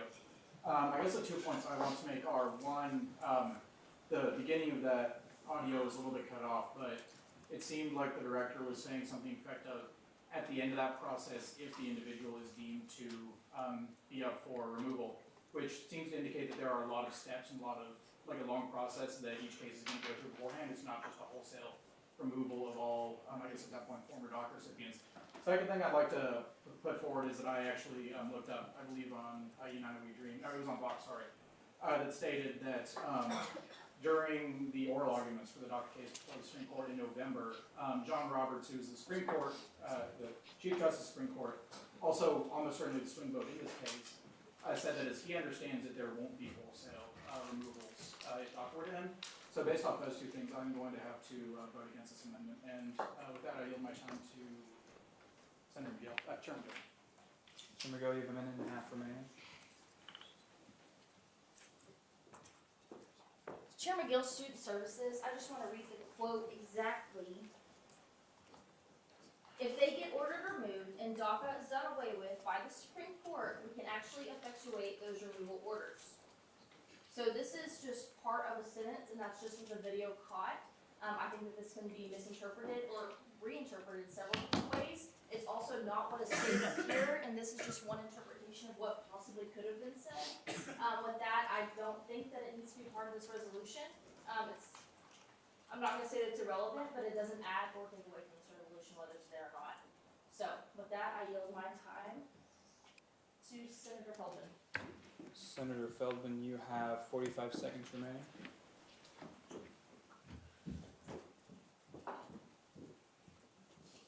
Senator Feldman, Off-Campus Caucus. I feel like now that we've seen the video, I feel like this quote is paraphrased from a larger statement that obviously Chairman Gill just reiterated. So I feel like it would be misinterpreted in a way if we were to pass the amendment as is. And I yield my time to the floor. Floor has been yielded to, and with that, we'll move back into period of debate 4. Is that the motion? Yes, sir. Please state your motion. Chair, Social Relations Committee, I move to approve this question. Seeing a number of seconds, we will now debate the motion. The motion of previous question is not debatable. All in favor of moving to previous question, meaning we will vote on the amendment itself? Oh, seeing as a 2/3 majority vote, all in favor of the motion to previous question of voting on the amendment itself, please rise.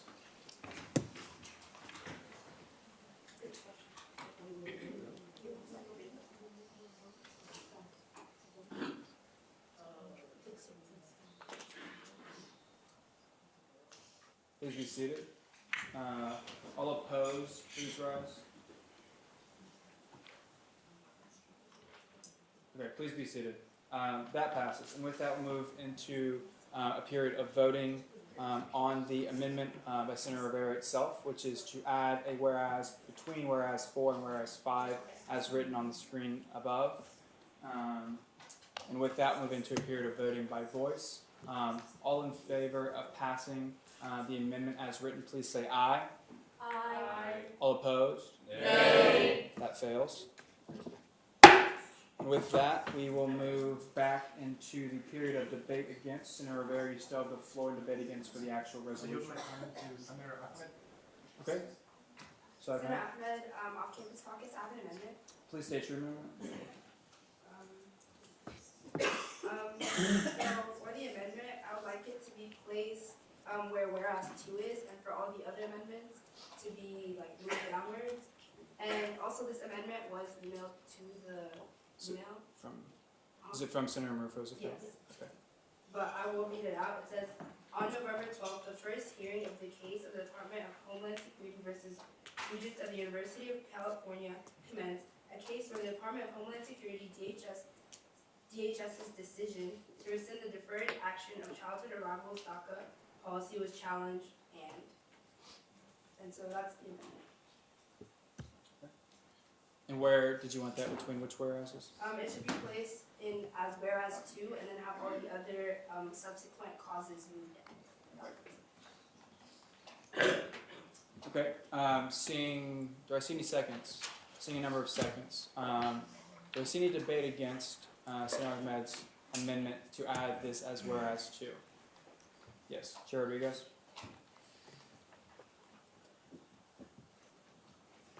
Chair Rodriguez, Legislative Relations Committee Chair. Howdy, Senate. Howdy. I'd like to say that this exact verbiage was brought up in our committee in the way that it's titled right now. And the reasoning why it was voted against was simply because it was noted that it didn't have enough to it. It presents a case of why there might be concern, but what about that concern? That was something that was expressed. I think there can be more that comes out of this whereas clause. However, how I say it right now, it doesn't present that. We did look to see what else we can add to it, but eventually that whereas clause was voted down in committee. Again, there's potential, we can say, why it's significant just as it was challenged, but what came out of that challenge. That was really the whole reason behind it. With that being said, I give my time against the floor. Floor has been yielded to. We'll move into a period of debate for Senator Ahmed's amendment itself. Do I see any debate for the amendment? Do I see motion or debate? Oh. Yes, Senator Murphy.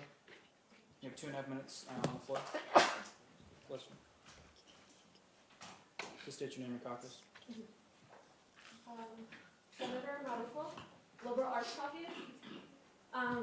We did bring it up in committee, and there is a subsequent clause that's added to it, but it was felt that this added alone would suffice in context for the resolution. Like I said, we allude to the national debate, we allude to these things happening in the national conversation around immigration, but we never really outward and state it. This draws context and lets people know why this resolution is being brought up in the first place, that this isn't just because out of nowhere Student Senate wanted to stand with the undocumented community. It's letting them know that on November 12th, this Supreme Court case commenced, and that's why it's important for us to stand with them while the national debate is happening, whether it's just to let them know that we're here for them. So this draws context to whoever is reading the resolution as to why this resolution is being brought up. And yeah, that this just gives people context.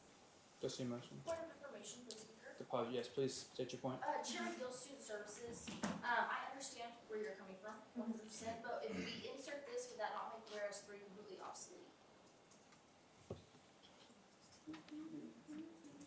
I'm sorry, not whereas 3. It's whereas 3 on mine. It's there are students within the A&M University system who are concerned about their citizenship/residency status. Whereas 4 on the screen. Okay, sorry, it's still whereas 3. My bad. So would that not make whereas 4 obsolete? To answer the question, I don't think so. I think it would give context to what is alluded to in whereas 4 now, whereas 3 on the original document.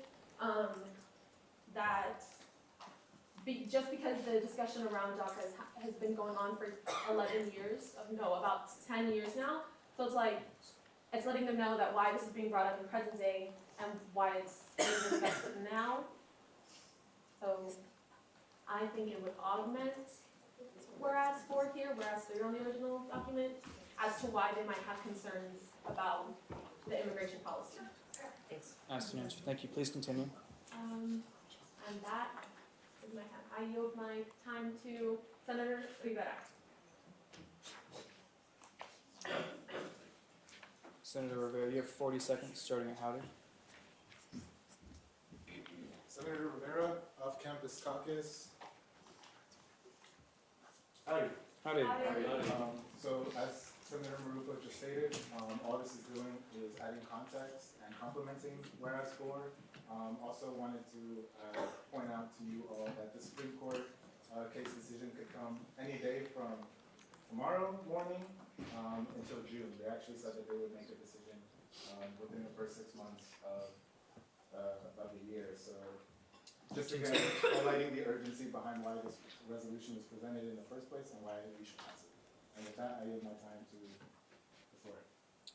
The floor has been yielded to, and with that, move into a period of debate against Senator Ahmed's amendment. Yes, Chair Banks, 2.5 minutes. Chair Banks, Academic Affairs. So I actually agree more or less with the reasoning behind this amendment. However, I would now to introduce, you ready, to introduce an amendment to the amendment, just to kind of make the wording a little bit more comprehensive. I know, I'm nitpicky. So with that, I would like to make an amendment to the amendment. I would like to instead add this whereas 2 and instead say, the status of the DACA program is currently dependent on the outcome of the case, the Department of Homeland Security v. Regents of the University of California, in which the Supreme Court is reviewing the constitutionality of the Department of Homeland Security's move to end the program, semicolon and comma. I believe that this, and that's the end of the amendment, I believe that this gives more context to why the case is important, and just kind of gives like a bigger overview instead of just saying this is a case that's going on regarding it. I think it gives more of a kind of holistic picture of what's going on. So. Seeing as your amendment is to edit whereas 2, and we had a number of seconds, would you please send the verbiage to the pro temp email? Yes. So we can put it on the screen. Do I see a point? Yes, please state your point. Rise and state your name and copies. Senator Trosker on campus, can Pro Tem Banks repeat what is this possible? There's no such thing as pro temp. I'm sorry. Oh my goodness.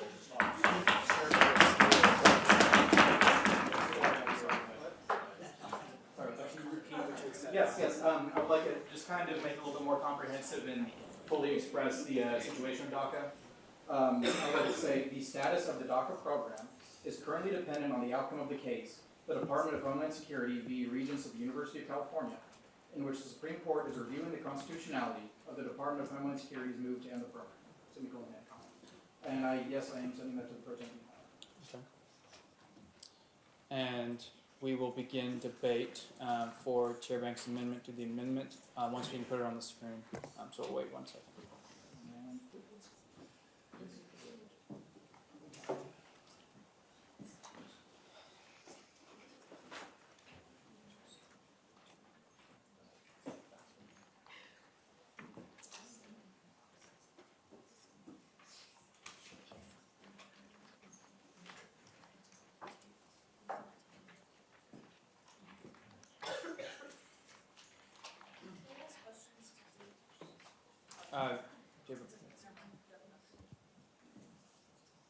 And as we put this on the screen for you all to see, we'll now move into a period of debate for Chair Banks' amendment to the amendment itself. Do I see any debate against Chair Banks' amendment? Okay. Seeing none, debate is one-sided, and the period of debate on the amendment to the amendment has now closed. With that, we'll now vote by voice on Chair Banks' amendment, which is the one highlighted on the screen as of now, to change whereas 2 as highlighted. All those in favor of changing whereas 2 as highlighted, please say aye. Aye. All opposed? That passes. Okay. And with that, Chair Banks, you still have the floor in debate against for the amendment from previously, from Senator Ahmed's amendment. Cool. So with that, I yield my time to debate against to forward. All right. The floor has been yielded to, and with that, we move into a period of debate for Senator Ahmed's amendment itself. Do we see any debate for the amendment? Okay. Seeing none, we'll move right back into the period of debate against the amendment itself. Do I see any further debate against? Okay. Seeing none, that will conclude the period of debate for Senator Ahmed's amendment to change whereas 2 as written. Now move into a period of voting by voice. All in favor of changing whereas 2 to read as written on the screen, please say aye. Aye. Opposed? That passes. And with that, we now move back into a period of debate against. Senator Ahmed, you have the floor in debate against. You have the floor in debate against for the resolution as a whole. I have another amendment. Senator Ahmed, after this caucus, I do have another amendment. Pause you really quickly. Go see motion. Chair Newman, Finance, I rise to a point of order on the motion to table. It is out of order to table only an amendment and not the amendment and the resolution have to go together. So that motion to table is out of order.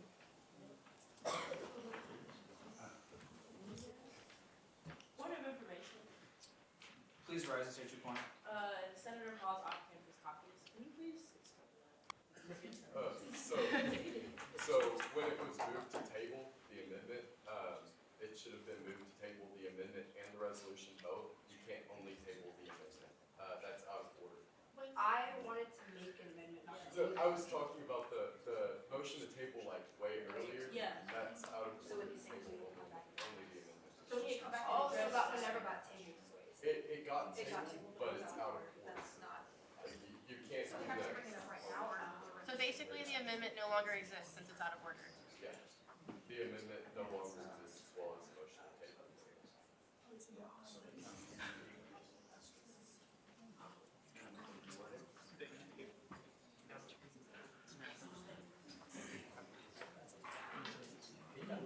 Okay, seeing as we were on Senator Ahmed's new amendment, we will continue with that piece. As we have questions to what Chair Newman and or Chair Berger were talking about, please refer those to them as we deal with Senator Ahmed's new amendment, and we will deal with that as it comes up. Senator Ahmed, you have the floor, and you're about to state an amendment. Please continue. So the amendment reads, and it would be placed under whereas 2. It will be as whereas 3, and it's to add more context. And it says, as a result of this hearing, young people across the nation exercise their First Amendment right of expression and rally, namely Austin, Texas, and Washington, D.C., where Aggies came together to stand with the undocumented community. And it has also been emailed to the Okay, thank you. One second.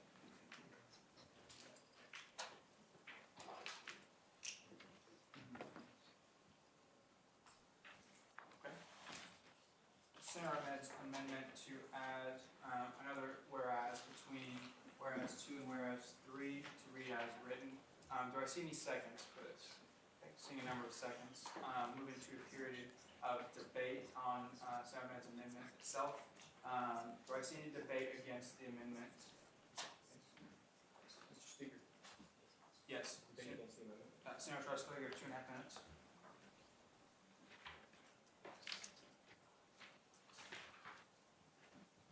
Hi, Senate. One of the challenges representing all Aggies is the acknowledgement that some student organizations oftentimes exercise their First Amendment rights. I respect that.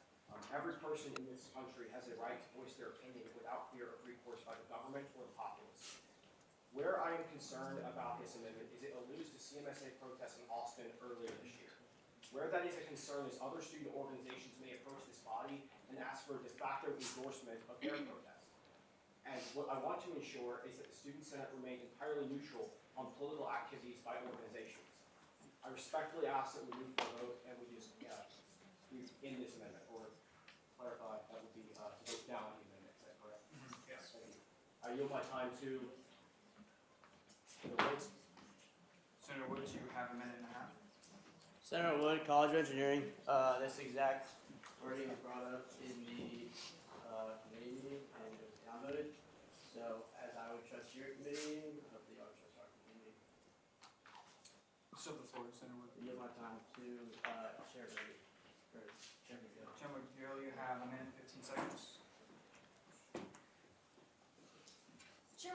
Services. I just want to remind everyone in this room that we all represent a body, whatever body that might be, and I understand that these people were protesting in Austin and Washington, D.C. Good for them. Use your First Amendment rights. However, this was a very small population of our community, and I don't think that we can all sit here and say that we represent people who were there protesting. So I don't think that this holds precedent for this resolution. With that, I yield my time to Senator Feldman.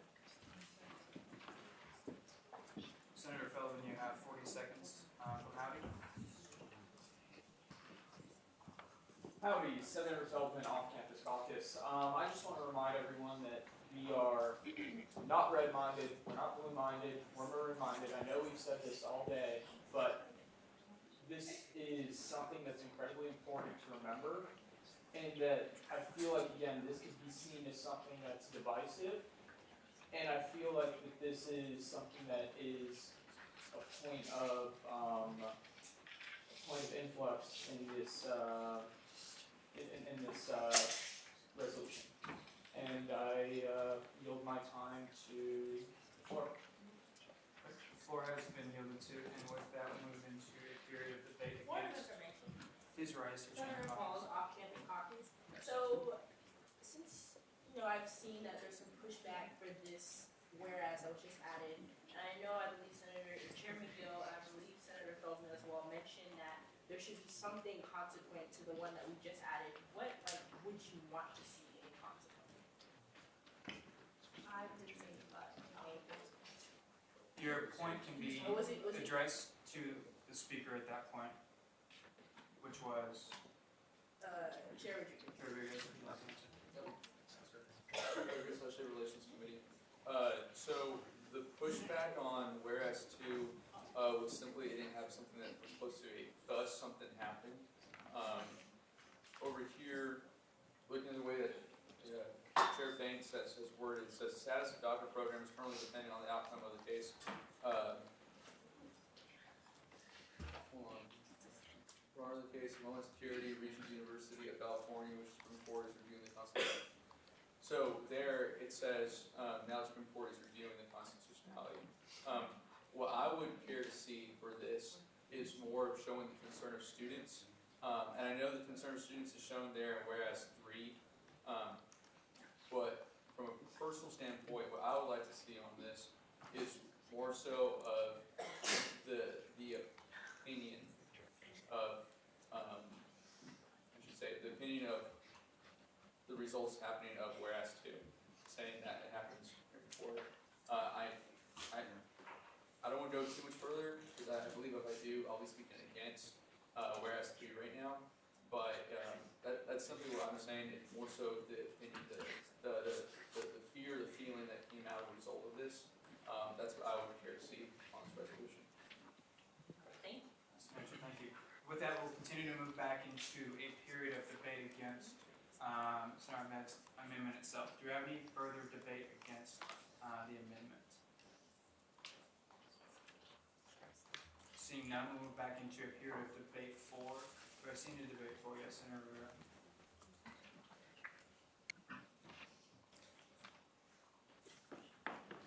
We have 2.5 minutes. Senator Rivera, Off-Campus Caucus. Howdy. Howdy. To address the concerns of the senators who spoke before me, Senator Trostler, I do respect your acknowledgement of staying away from taking a political position. As the amendment is currently, as the clause is currently worded, it does not allude to CMSA protests in Austin and DC, like you mentioned. Somebody who was reading this resolution, who has not heard any of the prior conversations in this room or in the committee meetings, would have no idea which organization went to act on their First Amendment rights. To address your concern, Senator Wood, is while we do respect the decisions made by the committees of Senate, the committees are made up by a small body of senators, and people outside of the committee should be able to have their input as well when the resolution is pushed to the floor.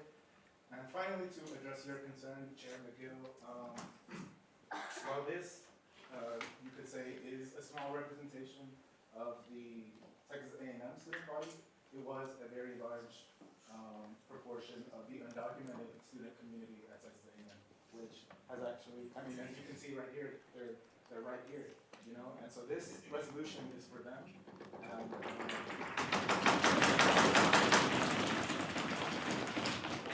This resolution is for them, and they should be recognized for not only exercising their First Amendment, perhaps their political views, but exercising their right to fight for their lives. And with that, I yield my time to Senator Moody. Senator Roofer, you have a minute remaining. Please state your name and caucus. Senator Marufo, Liberal Arts Caucus. Like this shows that we as people, I know a lot of senators don't want to address like the power that you have as student leaders to represent the student body, but it shows that individuals have the power to like rally, come together, and show support, show not support, I don't know if I'll just for certain things that happen on the national level. And it's usually students, it's usually young people who are at the forefront of all movements. And they are namely the forefront of the undocumented, the Dreamer movement. And so this just shows support for their exercising of that even though this country might not acknowledge them as like humans, they still have that power to voice and fight for themselves. And it's unfortunate that here it's mainly citizens who are fighting for them and they get no word in the matter, but this shows that they have a voice and we're not actively working to silence them. This just shows that students carry power, people carry power, and that we want to acknowledge that the undocumented community has power and we're actively trying to raise them up instead of putting them down as a student body. Thank you. And that concludes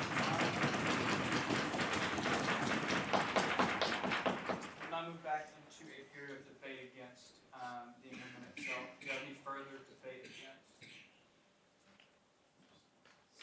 Yes, Senator Wood. Howdy, Senator Wood, College of Engineering. As stated before, this is like really broad. Whereas statement, and then it's likewise with it. Kind of doesn't like bring or like go with the flow of the resolution, like as because it is broad. It just kind of is there and doesn't really bring a point other than just saying like they use their First Amendment right, but as a resolution, it doesn't really say anything to that or to the purpose of this resolution. Without everyone time to share Gil. 2 minutes remaining.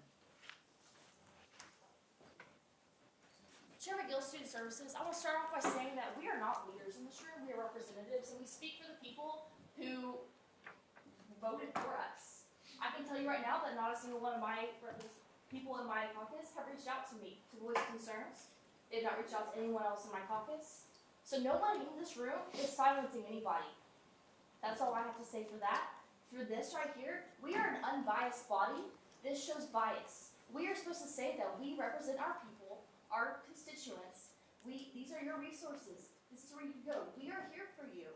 But this shows a bias. And that's not what we stand for in this room. With that,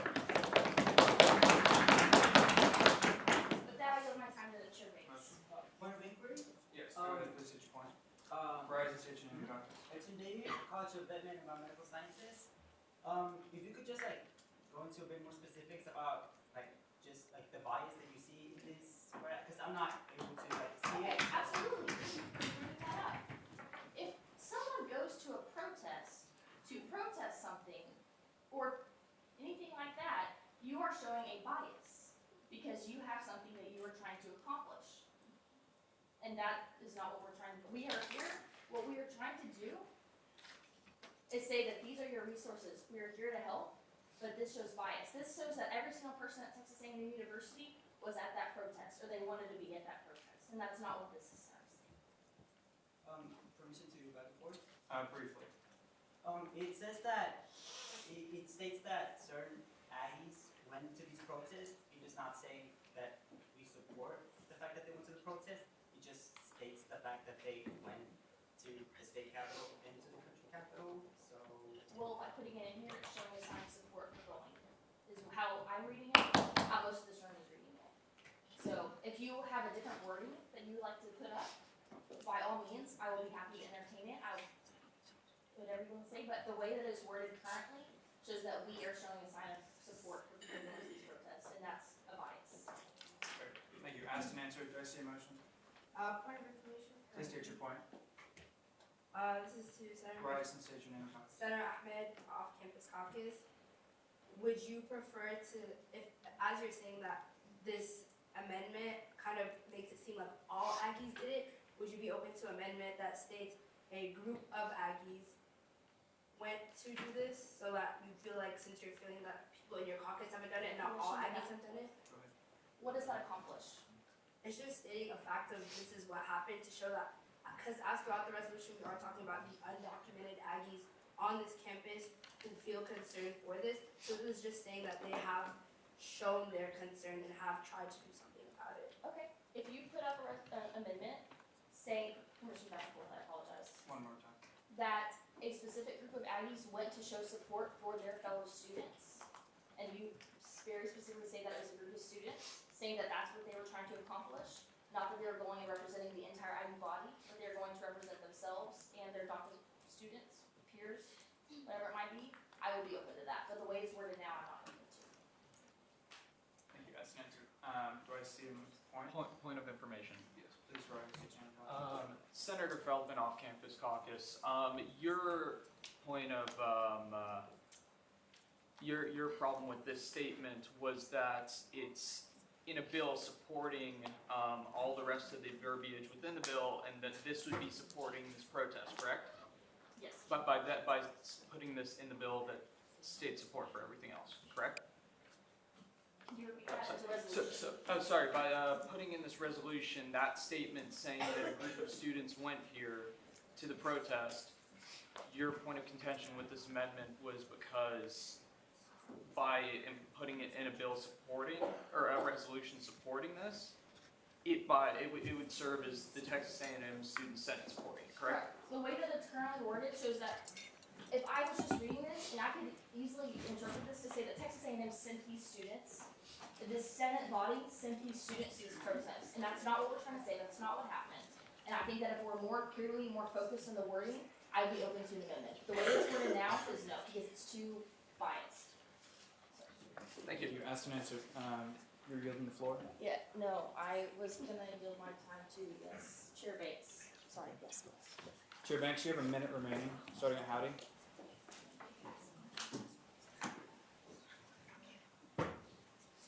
Howdy, Senate. Howdy. Chair Banks, Academic Affairs. So I've seen a lot of, I don't want to say similar pieces of legislation, but a lot of other very well-attended meetings with very impactful legislation before. I've seen another docket piece brought up by the great Senator Louise Moreno, if anybody remembers him. I've seen LGBT legislation. I was here for the Matthew Gaines bill, which I debated for.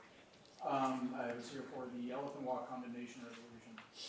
Just throughout all that experience, I personally do believe that at least this wording and probably the intent of whereas 3 does issue an implicit, almost an implicit, support for the protest. I feel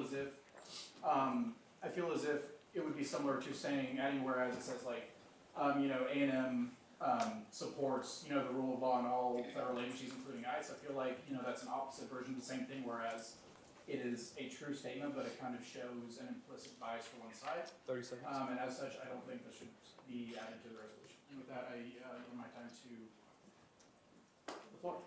Great. The floor has been yielded to, and with that, we'll move back into a period of debate for the amendment itself. Do I see any debate for? Yes, Chair Rodriguez. I have a motion. Please state your motion. I move the Chair Rodriguez, Legislative Relations Committee, I move the previous question. Okay. Seeing a number of seconds, this is not a debatable piece, and so we will now vote by voice. 2/3 majority for vote to previous question. All those in favor of moving to previous question for the amendment itself, please rise.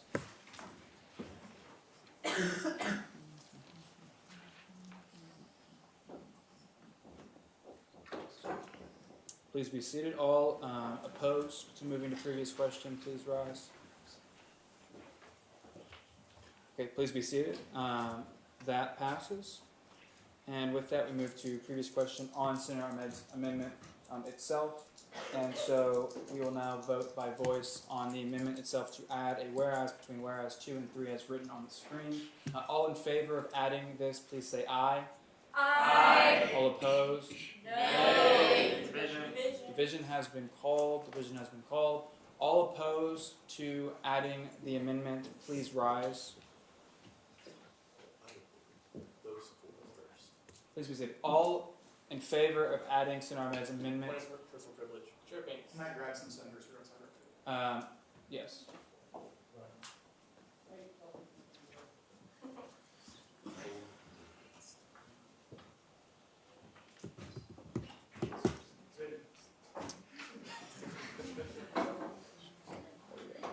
As a reminder, we are voting on Senator Ahmed's amendment itself to add the whereas on the screen as written between 2 and 3. So, all in favor of adding the amendment, please rise. Are we standing here? Are you standing here? This is your amendment, so. 1, 2, 3, 4. 1, 2, 3, 4, 5, 6. Please be seated. All opposed to passing the amendment as written, please rise.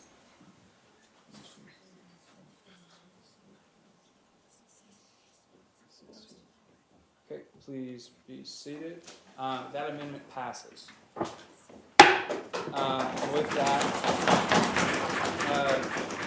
Senator Ahmed, you still have the floor in debate against for the entire resolution as a whole. I use my time to Rivera, Senator Rivera.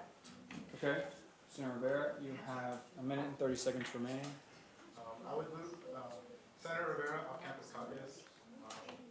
I would like to move back to the conversation of the amendment, to add the list of congresspersons representing districts in Texas. Okay, do you have a specific question or?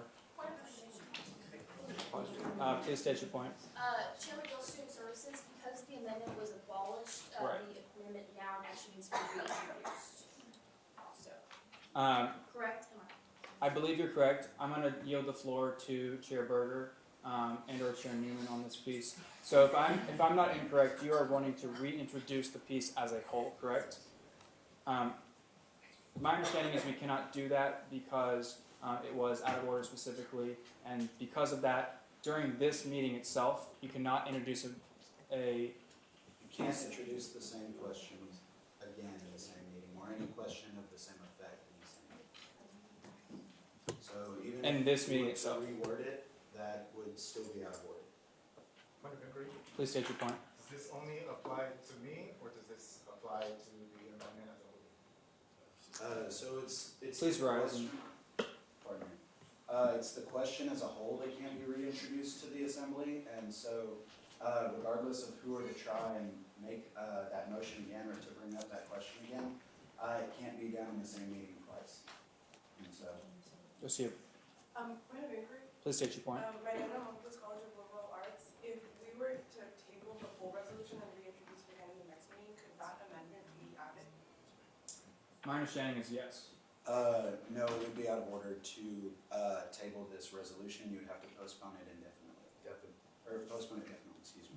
But your question specifically was, if this was to come up next meeting, this specific amendment could come back up. You would just have to not table this resolution, you would have to postpone it definitely. So yes and no. Do I see a? I move to suspend the rules and reintroduce this amendment. So point of order. Please state your point. Chair Berger, Rules and Regulations. It is actually out of order to suspend standing rules on parliamentary law. So the purpose of the motion to suspend the standing rules is to suspend the standing rules of this Senate body, which would void a rule that is written within the Student Government Association Code. However, we can't void rules that are written in Robert's Rules of Order. We can write them. Point of order. Please state your point. Chairman Gill, Student Services, Senator Rivera did not see this in the caucus before, so he already had the floor. He did. Dang, I'm so He already sorry. had the floor. However, is that complete sentence there? Yep. Okay. Senator Rivera, the floor is still yours and debate against. The floor has been yielded to Chair Banks. You have the floor and debate against. Academic Affairs, I would like to introduce an amendment. Please state your amendment. Seeing as this, I believe, is the only way we can legally get this resolution sent around to government officials, I would like to add Gregory Cross, Vice President of Legislative Relations, to be sent to resolved. Seeing as apparently it's the only way it's legally going to be sent to any one of the government as far as this meeting is concerned. Okay. Do I see any seconds for Chair Banks' motion? Okay. Please rise, state your name and caucus. Senator Randolph, Liberal Arts Caucus, if Gregory Cross is added to the mailing list, then can it? Just a question. So, to clarify, if he's added, that would not mandate he do anything with this piece. That gives anyone the right. We already consented to whomever we want to, and that would be what he would then do. To answer your question, go ahead, Chair. To clarify, Gregory Cross is SGA's point person for sending legislation and lobbying with the state and federal government, so he would be the ideal person to finally consider it. Thank you. Asked and answered, yes. Senator Martin, what's your point? Point of clarification, Senator Martin, off campus. Please state your point. If some member were to reintroduce that same amendment with the exception of adding perhaps a singular person or removing a singular person, would that not be a different effect and therefore a different motion? So essentially, a question of the same effect wouldn't necessarily mean you tweak it slightly. It means any of the effects that would have come from the original motion, if any of those things were to happen, then that motion would be out of order.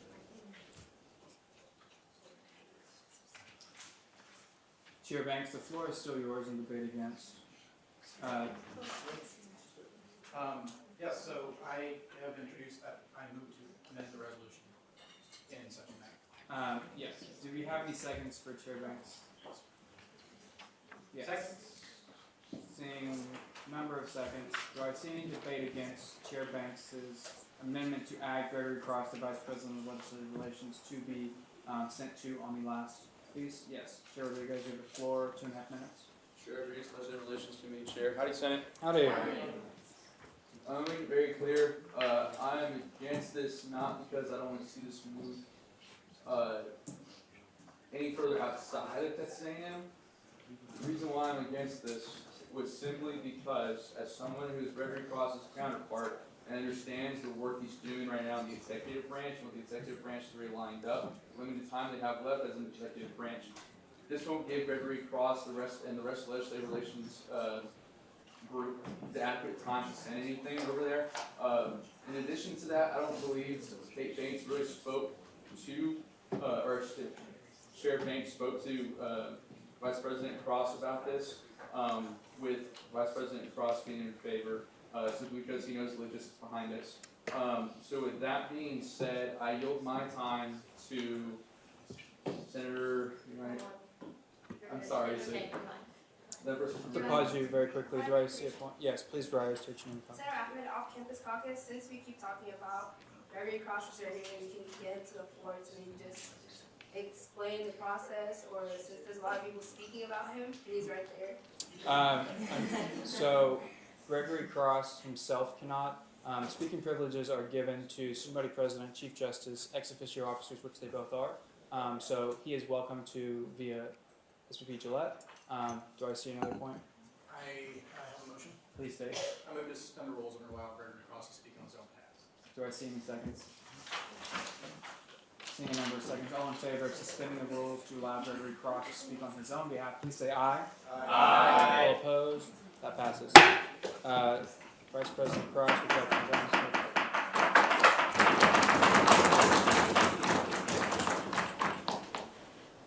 So howdy, Senate. Howdy. It's a good thing I'm here tonight, not at church. So in effect, let me just start from the beginning. I think there's some confusion. So the student senate can send the bills to anyone, anytime. Like you can mail it to like the president of France, like if you wanted to. That'd be expensive. So the only part where like I would come in is like if you added a whereas for like me to actively advocate for these policies or for any policy at any level, besides like city and town, because that's municipal affairs would be. But you can still mail it to the congresspersons. You can mail it literally to anyone. But I'm basically the advocate for the Student Government Association. And then I've never had, and I've been doing this for 2 years, a Senate bill sent to my committee. So I'm not quite sure how that would work.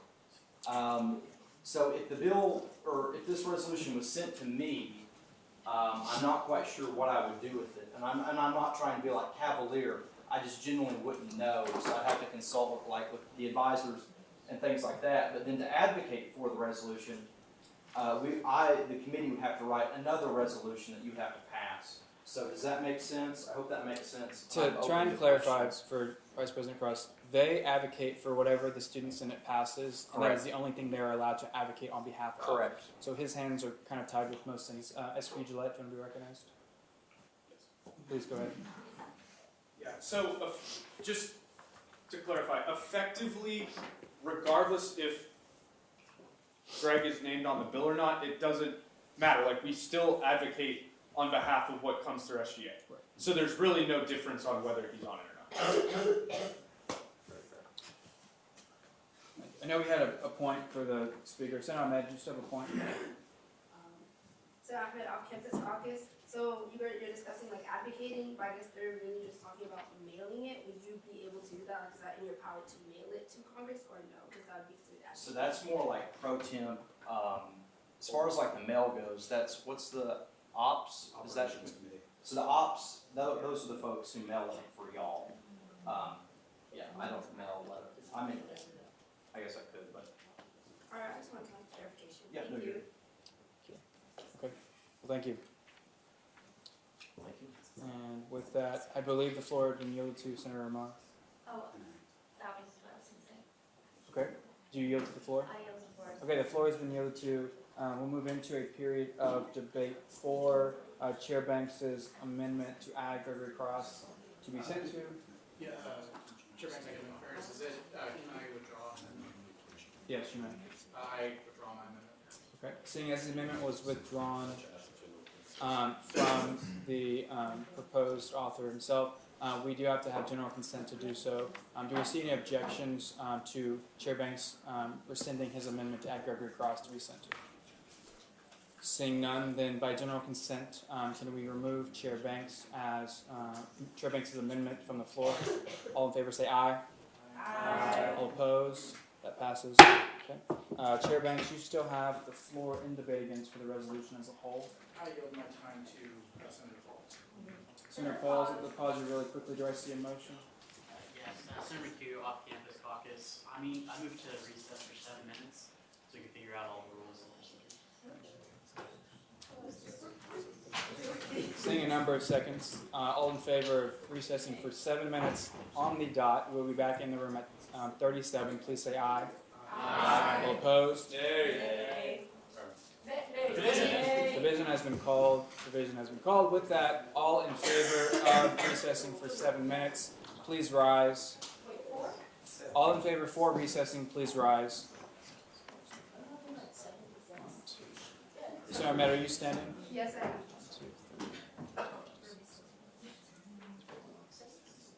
Standing.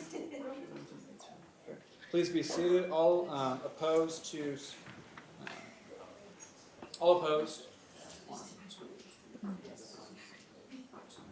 Please be seated. That passes. We will take a recess for 7 minutes. Be back in the room by 38. We'll begin at 38.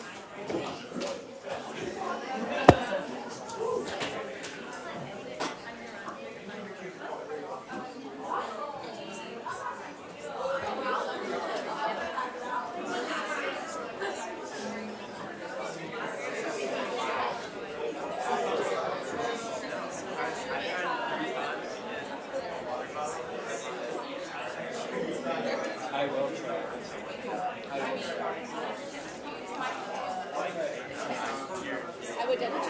Just in case. Yeah. In case.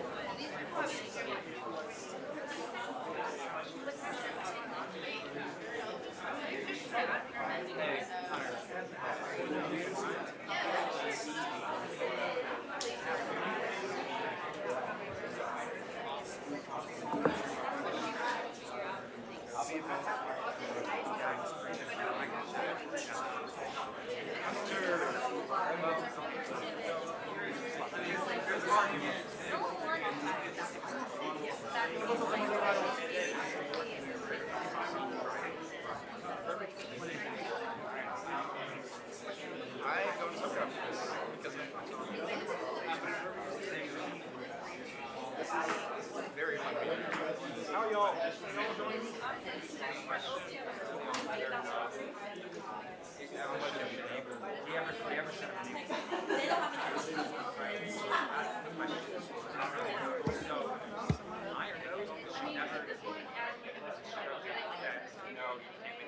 I've never been able to like say, oh, I want to move to this question. Hey, at least the tapes or something. That doesn't end everything. Right.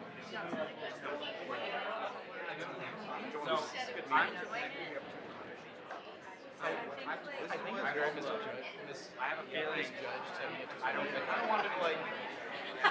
Look, they wanted sent to something, right? You're like, I don't want it sent to the senders. My idea is this makes everybody happy. You can't just use the all person anyway to do what you want as a gopher, you know? It's like, no, they have a specific, they have to actually I don't have I'm gonna have them call I love it. I love it. You know, if we have we ask, you don't have to have so you have to you can always take a report from the board. The part where the physics kind of breaks down. Talk to me too when I have your buddy. Science. That's the way to do things. Technically in education, that's what you should have done. I'm whole, so You'll get it done. here I am. Yeah, but what's there to speak? I'm getting up to everybody and telling them that they were rude to other Aggies. I haven't taken a class in career high school. No, wait, let's go ask you. I was shaky. I don't think any of them appreciated it.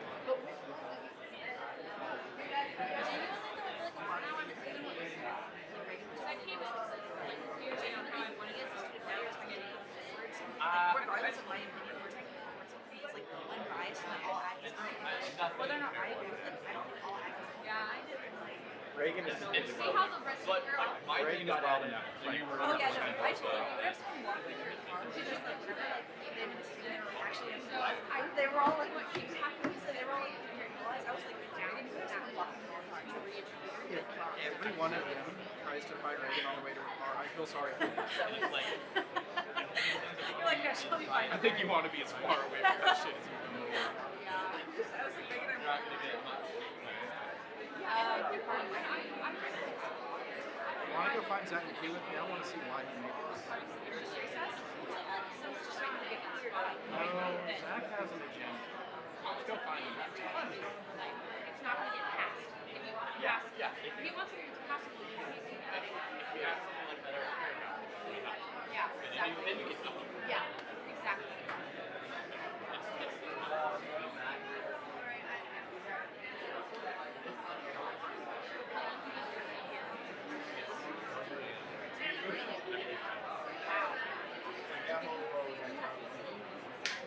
I guess it depends on what you want to. They're not going to want it to be because that was even moving it to previous position of bringing it here. It's not exactly like Yeah, but if enough people. Yeah, that's Because there's people that just. Let's be honest. If enough of them get ticked off, and you're like. I'm Michaela Nassis, by the way. I don't think English is Yeah, I'm one of the freshman senators, so here we are. How long have you been doing? There was an open seat at my college. 9 votes. Wow, that's what I did. I ran for freshman and I was concerned I wouldn't get it, so I also decided on-campus list for votes. So I had to like decline the on-campus one and then it went through. So that was interesting. Because I won the on-campus with like 9 votes as a write-in. Who plays Words with Friends anymore? I played very Oh, right. no one ran for it. Because it was in fall. Yeah. Yeah, exactly. I didn't even realize all of it. Yeah, they didn't really publicize it. But I've been saying, like, Yeah. No, we're not. We're like neck and neck, bro. I'm crazy. Our results are good and I'm here. oh yeah, I watched Now we're doing this. I watched it. It's still fine. On the first, I should have probably pulled it over. So that was all Tom's and Dr. Position. He came out and said this. But currently, yes. On the second one, which was instruction, I started looking at all. Oh, you said the principal to start. The second child, like, given the mechanism,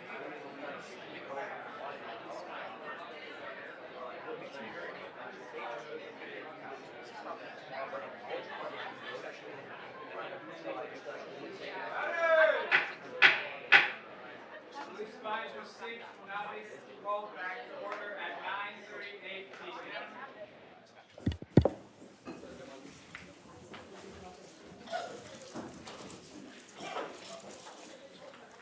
Do I see a motion? I see a point of parliamentary procedure. Please state your point. As specified by. Please state your name and caucus. Chair Banks, Academic Affairs. As specified in Senate Bill 7113, passed during last session, which modified the code. According to therefore let it be enacted 1, bill and resolution offered to our student senators can debate as normal, which would in fact allow Senator Murphy to debate and make edits to a resolution that she's introduced. Okay. Senator Rufo, you will have the right to debate. Seeing as the floor is still in debate against Chair Banks, and you have the floor. Chair Banks, you have the floor in debate against for the entire resolution as a whole, to clarify. Senator Rivera. Senator Rivera, you have a minute and a half remaining in debate against. Senator Rivera, off-campus August, I'd like to make a motion. Please state your amendment. And let it be further resolved 7. I would like to send a copy of this resolution to United States Senator John Cornyn, United States Senator Ted Cruz, Congressman Nancy Pelosi, the Speaker of the House, and Governor Greg Abbott. And this was a, let it therefore be enacted. Yeah, and let it be further resolved 7. Seeing a number of seconds, do I have any debate against Senator Rivera's amendments to add those names to let it be further resolved to 7? Yes, Senator Wood. Senator Wood, College of Engineering. It was kind of brought up to me, someone else said, the whole political fact has already been addressed, but if you do that, then Senate will send it as the resolution right now, whereas if it's not in there, like, obviously y'all can do it with it in there, but whoever wants to send it can send it with their own, like, caveat and say, hey, this is why we support this. Guess what? Also, Senate also supports this. So I kind of just stress not to put it on there and let it be its own thing, and then y'all can do, I say y'all, in general, whoever, can do your own thing on that, and then we can bring it together. I yield my time to the floor.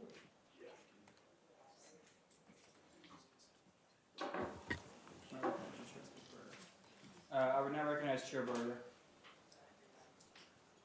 So essentially, the issue is with this amendment that if the original amendment was to send it to a list of representatives with these individuals included, then just narrowing it down to these specific individuals is still to the same effect.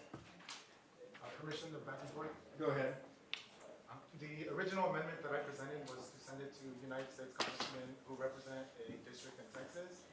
Neither Nancy Pelosi, she does not represent a district in Texas, and the senators obviously do not, and neither does the governor.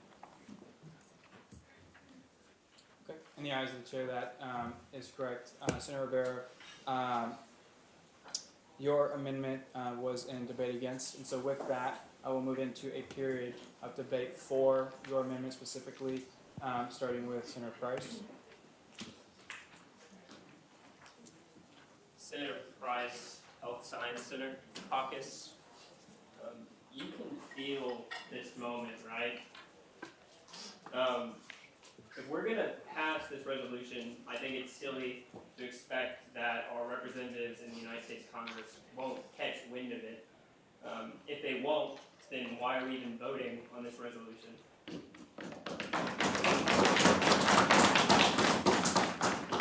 If we're going to pass this resolution and we don't want our representatives, the people who can actually make the change we want to see, then why are we even doing this? I yield my time to Senator Rivera. Senator Rivera, as you come down, you have 2 minutes remaining. When you go back to your seat, if you would send the names to the pro temp email, we can put it on the screen. Senator Rivera, off-campus caucus. Howdy. Howdy. Howdy. So the reason that so yes, the point has been brought up to me that any outside entity, outside the student senate, can send this resolution to representatives using their own funds. To me, right now, that sounds like the only option, and I agree with it. I also do want to point out that, you know, the DREAM Act, which is a version of bipartisan comprehensive reform that was introduced in 2010, actually failed because of the Senate. It fell five votes short of the Senate, and so that is why I believe it's important that we send it to Senator Ted Cruz and Senator Corden with the SGA funds and letterhead, because you know that carries more weight. And I do want to say that, let's see.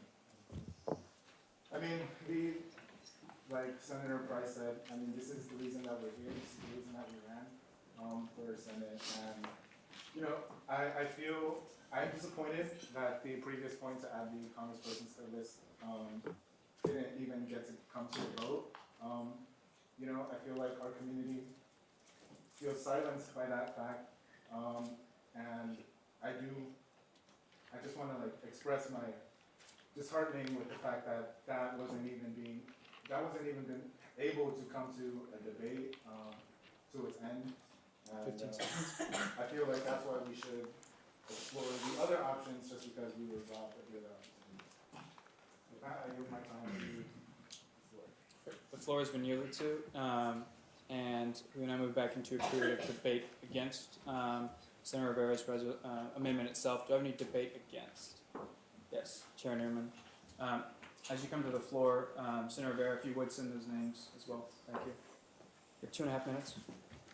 Chair Newman, Finance. I'd like to bring it to this Assembly's knowledge that Senator Ted Cruz was elected in 2012, and the Dreamers Act was in 2010. So sending it to him would kind of be null and void because he wasn't in the Assembly, and it kind of breaks apart the argument that it should go to the Senate because they voted on that act and failed that act. I yield my time to the floor. The floor has been yielded to, and with that, we'll move into a period of debate for Senator Rivera's amendment itself. Do I see any debate for? Yes, Senator Murphy. You have 2.5 minutes at Howdy. Senator Marufo, Liberal Arts Caucus. Howdy.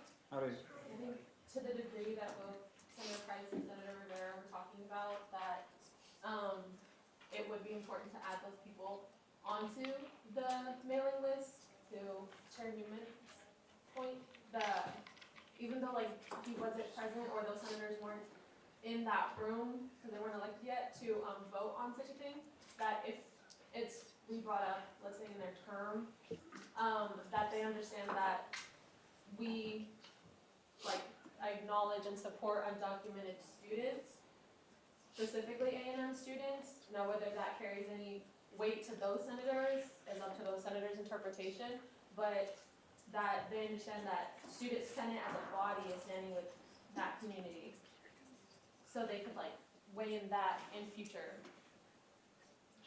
debates or things that are brought up in Senate. Okay. Do I see a motion? Point of information. Please state your point. Chair Newman, Finance. So, basically you mentioned that it should be sent to them if this comes up at any time when they're senators. But at the end of the day, doesn't the DACA program rely on the Supreme Court decision, which is coming by June? So if the Supreme Court rules against it, there can't be legislation for it. Am I right? There can be like, I may be like speaking completely wrong, and if you can dismiss everything that's out of my mouth after, but if the DACA program is ended, then DACA ends, but that doesn't stop any further legislation that creates a program that's more comprehensive than DACA. So like the Clean Dream Act, even though that was didn't come to fruition, that wouldn't stop something of that nature re-entering a body like Senate.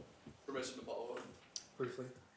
So you're saying there could be a similar program, just with a different name, just in Constitution, because if the Supreme Court rules against it, it's unconstitutional.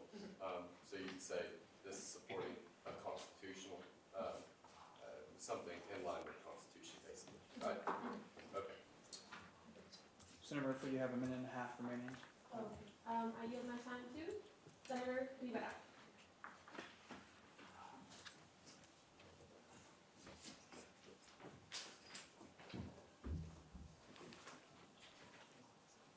A minute and a half remaining. Senator Rivera, off the campus caucus, Chair Newman, to address your point earlier that Ted Cruz was not a part of the body that at the time that voted on the DREAM Act. The bill comes up almost every year. Every time there's an iteration that fails, it is debated whether it's in the House or the Senate. He was a member of the Senate in 2017 when the DREAM Act was being debated. And he is currently a member of the Senate where a piece of legislation called the Dream and Promise Act is actually waiting to be brought up in the Senate, which would happen if Senator McConnell ever made that decision. So I believe that if that piece of legislation does make it to the Senate, you should know Texas A&M may stand on pushing towards not that certain piece of legislation, but whatever piece of legislation is on the screen. Thank you. Appreciate it. How much time do I have left? You have 40 seconds remaining. And yes, also to answer your question about if the program was to end, if there could be another piece of legislation, that would be up to Congress. I'm not sure what the legality would be if it was brought up by another executive order. That case would probably head to the Supreme Court as well. But Congress has always been trying to figure out this solution by introducing forms of bipartisan legislation. I mean, yeah, if DACA were to end, then that would really, I'm sure as soon as it ended, there would be a national conversation on bringing forth a new piece of legislation. Thank you. Appreciate it. And with that, I yield my time to the floor. The floor has been yielded to. Move back into period of debate against. Starting with Chair Rodriguez. I have a motion. Please state your motion. Chair Rodriguez, Legislative Relations Committee Chair. I move the previous question. Seeing a number of seconds.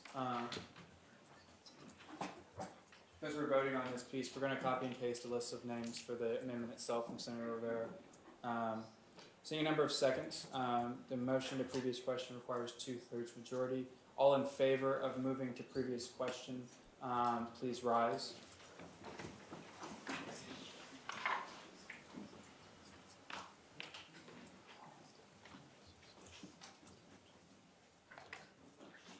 Please be seated. All opposed, please rise. Okay, that passes. We will now move into a period of voting. Before we vote, Senator Rivera, are the names listed correctly on where it's setting? Or let it. Yes, we just need to add the 12, backspace on the 12th Congress, 12th Congressional District before it, so it can match up with the 9 on 10. And also the Speaker of the House. Okay. Thank you.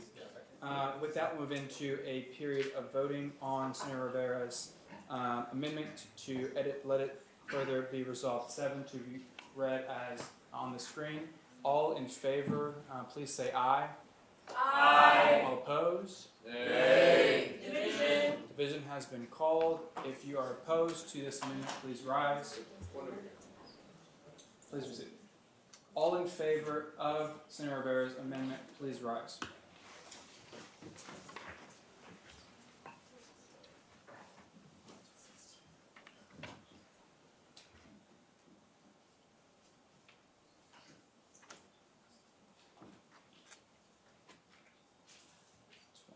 Please be seated. All opposed to the amendment, please rise.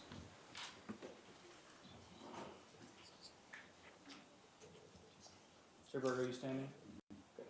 Please be seated. That passes.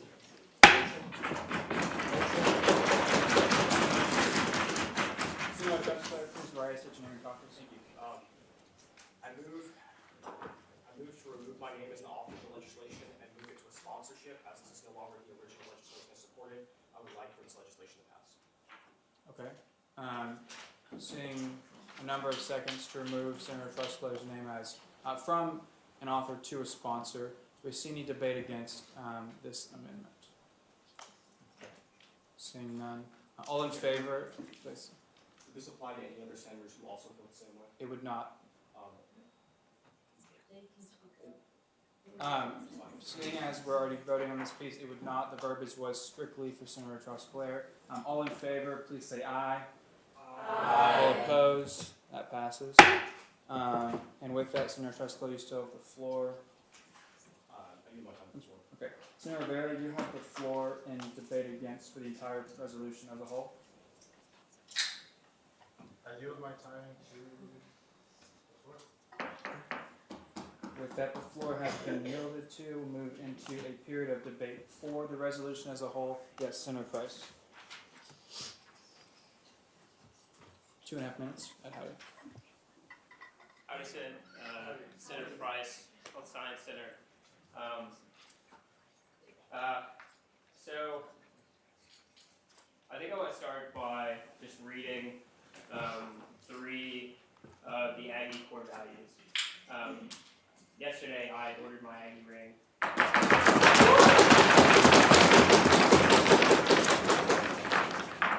And I also visited the Bonfire Memorial for the first time.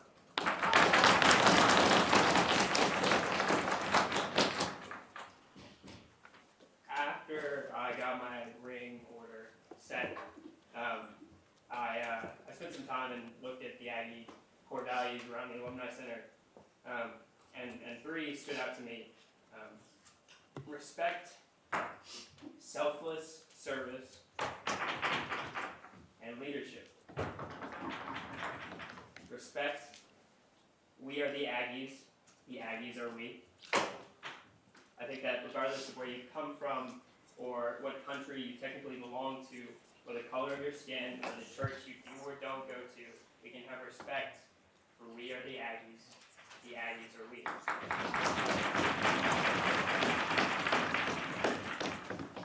Selfless service. How can I be of service to you? I think that this resolution, though only a resolution, has important symbolic value for what we value and who we value. leadership, follow me.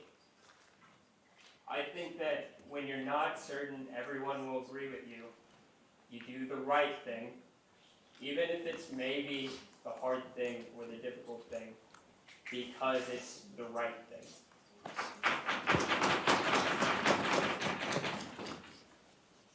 I yield my time to the floor. The floor has been yielded to. We will now move back into a period of debate against the resolution as a whole. Do I see debate against? Yes. Senator Cabrera, you have 2.5 minutes, starting at Howdy. Senator Cabrera, Governor's Liberal Arts.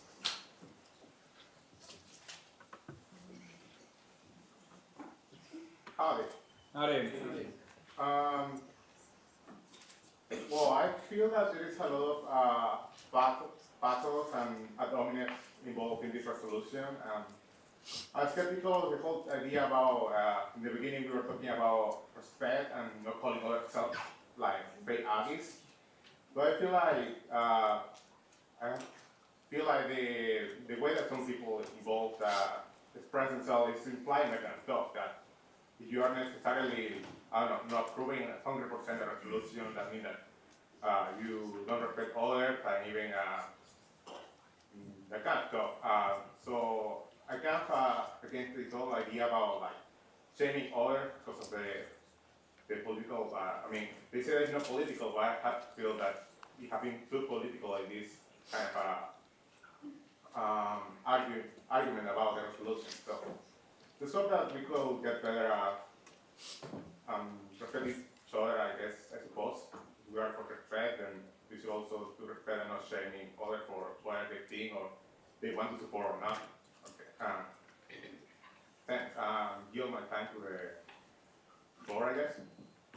Okay. The floor has been yielded to, and with that, we'll move into a period of debate for the resolution as a whole. Starting with Chair Newman.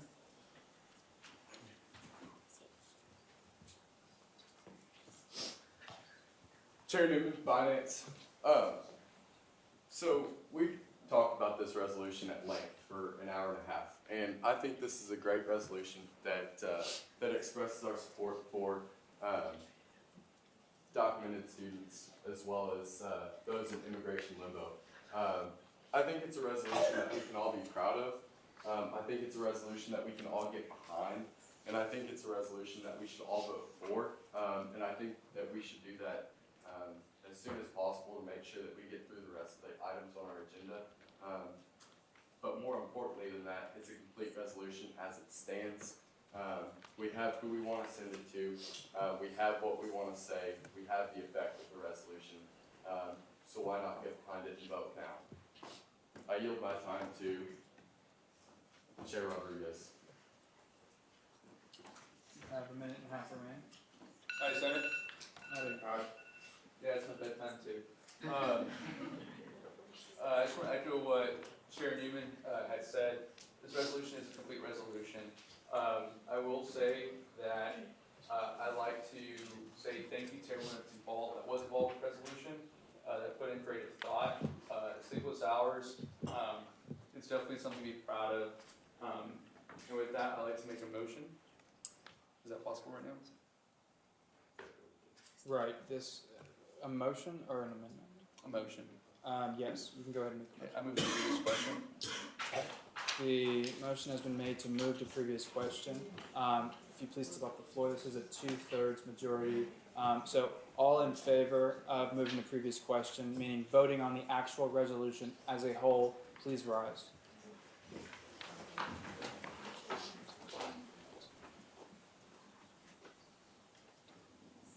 Please be seated. That passes.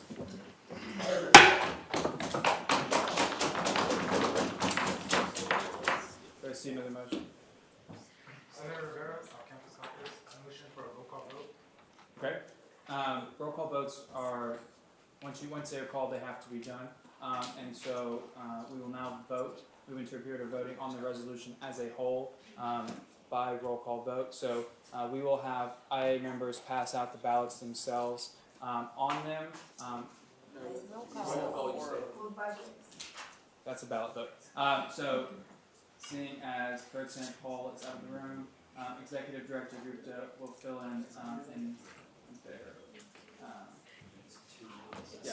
So Executive Director Gupta will go through each name twice. Once that is done, the results will be posted on our website. Do I see a motion?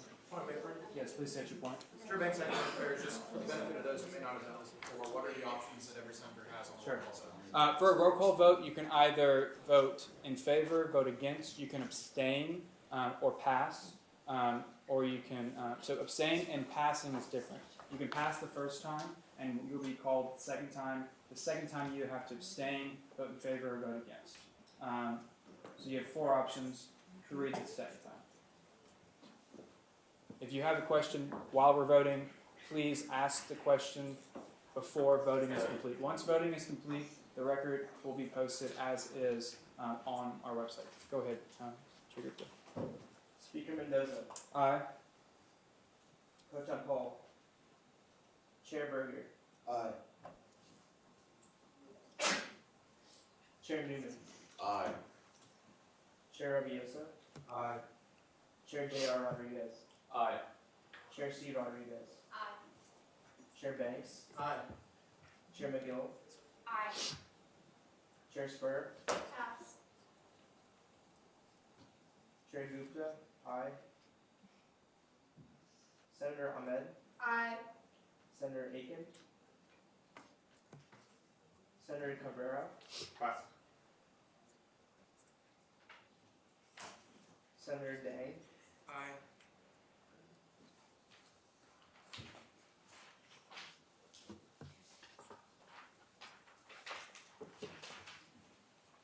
Senator Feldman. Aye.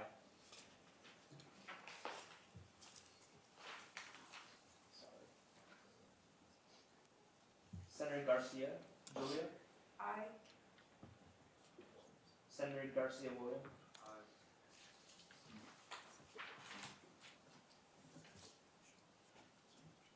Senator Hardison. Aye. Senator Jeffers. Aye. Senator Coleman. Aye. Senator Maruco. Aye. Senator Martin. Aye. Senator McHugh. Aye.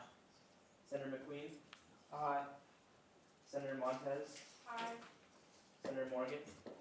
Aye. Senator Murphy. Aye. Senator Noyola. Aye. Senator Pauls. Aye. Senator Pena. Aye.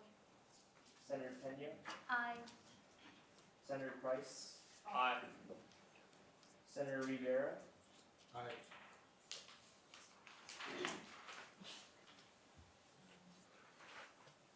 Did I miss anybody the first time around? Senator Damian. Senator Damian. Aye. Senator Hutto. Aye. Anybody else first time around? Senator Trosclair. Abstain.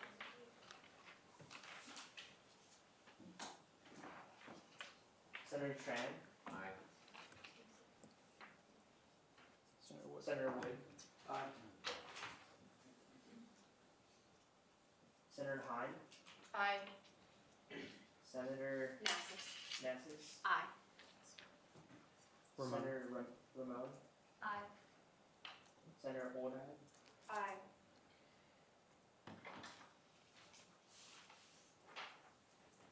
Senator Chair Spur.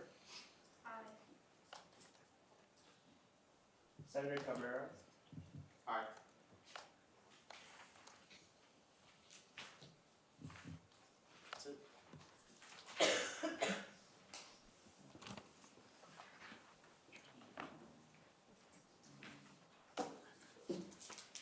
Seeing as we had no nay votes, SR 7239, the support of the Texas A&M Undocumented Community Resolution, passes.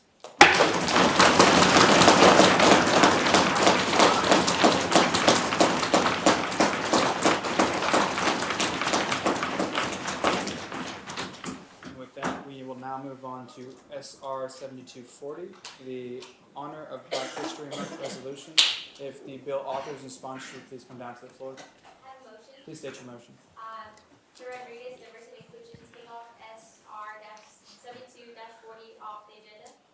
The motion was to strike SR 7240 from the agenda. Do I see any seconds? Seeing a number of seconds, all in favor of striking SR 7240 from the agenda, please say aye. All opposed? That passes. We will now move forward to SR 7241, the Winter Ag Input Resolution. If the bill authors and sponsors would please come down to the floor. I would also like to note, in case any of our visitors are not going to be remaining until we get to open session, I think the reason that that was struck from the record was because we have another one that was more collaborative coming up in honor of Black History Month. So, just for reference. We will have 10 minutes starting at howdy.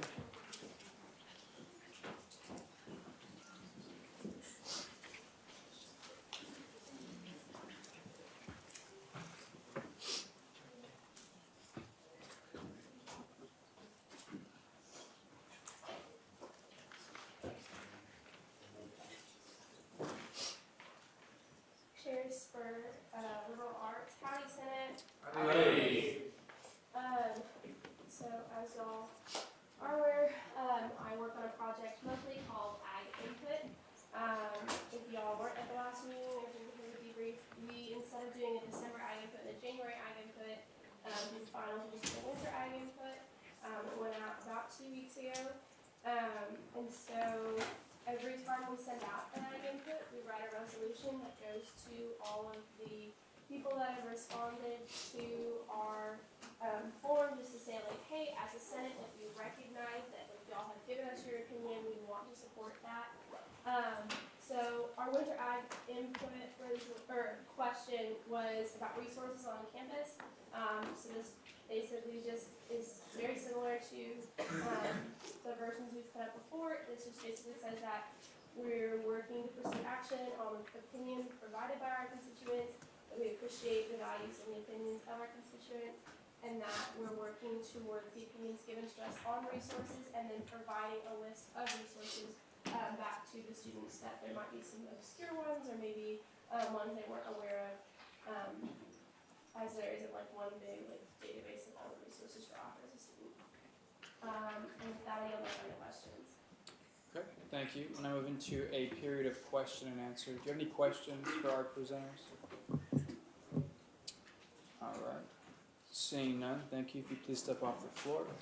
With that, we'll move into a period of debate, beginning with debate against. Do you have any debate against SR 7241? Do I see a motion? Yes. Alright, so point of privilege, I'm not sure I'm doing this right. Can we scroll down Sure. slightly? Is there a specific thing you're looking for?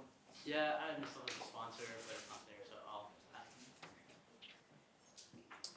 Okay, so do we have any debate against this resolution? Yes. So, I move to amend this piece of legislation to add myself as a sponsor as well as anyone else who's interested. Seeing a number of seconds. A motion to add Senator McHugh as well as anybody else who would like to be added through the Google Drive has been made. All in favor, please say aye. Aye. All opposed? That passes. Senator McHugh, you still have the floor in debate against. I yield my time to the floor. The floor has been yielded to. We'll move into a period of debate for the resolution. Do I have any debate for SR 7241? Seeing none, debate is one-sided. The period of debate has now closed. Move into a period of voting by voice. All in favor of passing SR 7241, the Winter Ag Input Resolution, please say aye. Aye. All opposed? That passes. That now concludes our period of new business. We'll move into a period of open session. Starting with Chair Rodriguez. Yes, sir. I'd like to propose a resolution. Please state the title. Oh, sorry. Name of caucus, Chair Rodriguez, Special Relations to the Chair. The title is, February 4th, 2020 Silver Taps Resolution. Okay. Seeing at least 2 seconds, a number of seconds, if the bill authors and sponsors would please come down to the floor. Howdy, Senate. Howdy. Howdy. First off, just to speak off of our actions tonight, thank y'all so much. I think it speaks volumes for the people that need it primarily. We did some great work tonight. Good job. I think just coming after that. Please stay in order. After that resolution, it's a great time to always remember who constitutes of the Aggie family. And now we're going to take a more solemn moment to remember some members of our Aggie family as well that have passed away in the previous month with the Silver Taps resolution. So February 4, 2020 Silver Taps resolution, a resolution honoring Robert Beto A. Acosta, Andrew Evan Brightwell, Layla Justine Burney, Megan Ellen Sanders, and Wesley Donald Sanders were honored at Silver Taps Hall on February 4, 2020. Whereas one, Silver Taps is a sacred, time-honored tradition of Texas A&M University that serves as one of the final tributes the student body makes to students who have passed away during the months leading up to the service. And the solemn tradition was established in 1898 to commemorate the life of Lawrence Sullivan Ross and has persevered for over a century to pay homage to those we have lost since.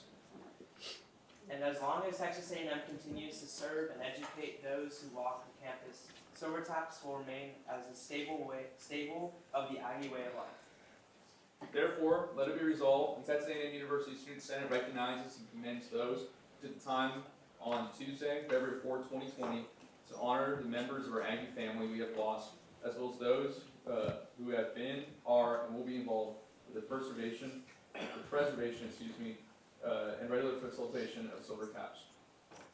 And the Texas A&M University Student Senate gives its sincerest condolences to the families and friends of Roberto Beto A. Acosta, Andrew Evan Brightwell, Layla Justine Burney, Megan Ellen Sanders, and Wesley Donald Sanders, who were honored at Silver Taps held on February 4th, 2020.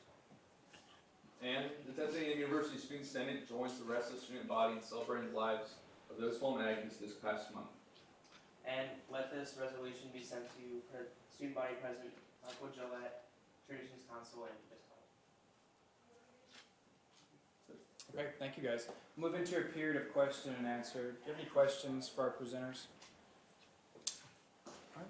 Seeing none, if you please step off the floor. We'll move into a period of debate, beginning with debate against. Yes, Senator Morgan. Senator Morgan, College of Education. I move to make an amendment to add myself to the senators who would like to the bill as sponsor. Seeing a number of seconds. All in favor of adding Senator Morgan, as well as anybody else who would like to be added through the Google form, please say aye. Aye. All opposed? That passes. Senator Morgan, you still have the floor in debate against. I yield my time to Senator Gregg. Member Cabrera, College of Liberal Arts Caucus, I like to amend the resolution by including myself and anyone who would like to join as a sponsor. Yeah, seeing as that was just passed, if you would like to be added, you can go through the Google Drive. If you don't have access, we can give you access. There's a form, so either see myself or Chair Group after the meeting, we can help you with that. But you will be able to be added. Okay, thank you. Sure. Senator Cabrera, you have the floor in debate against. Yield to the floor. Okay, the floor has been yielded to. With that, we'll move into a period of debate for this resolution. Do I see any debate for?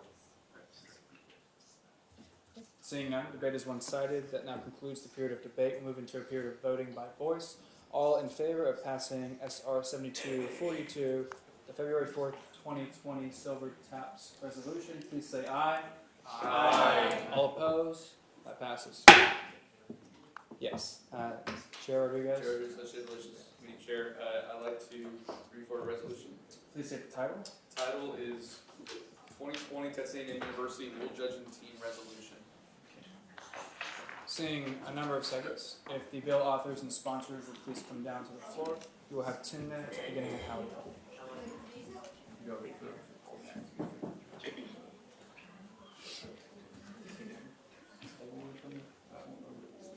Okay. Howdy again, Senate.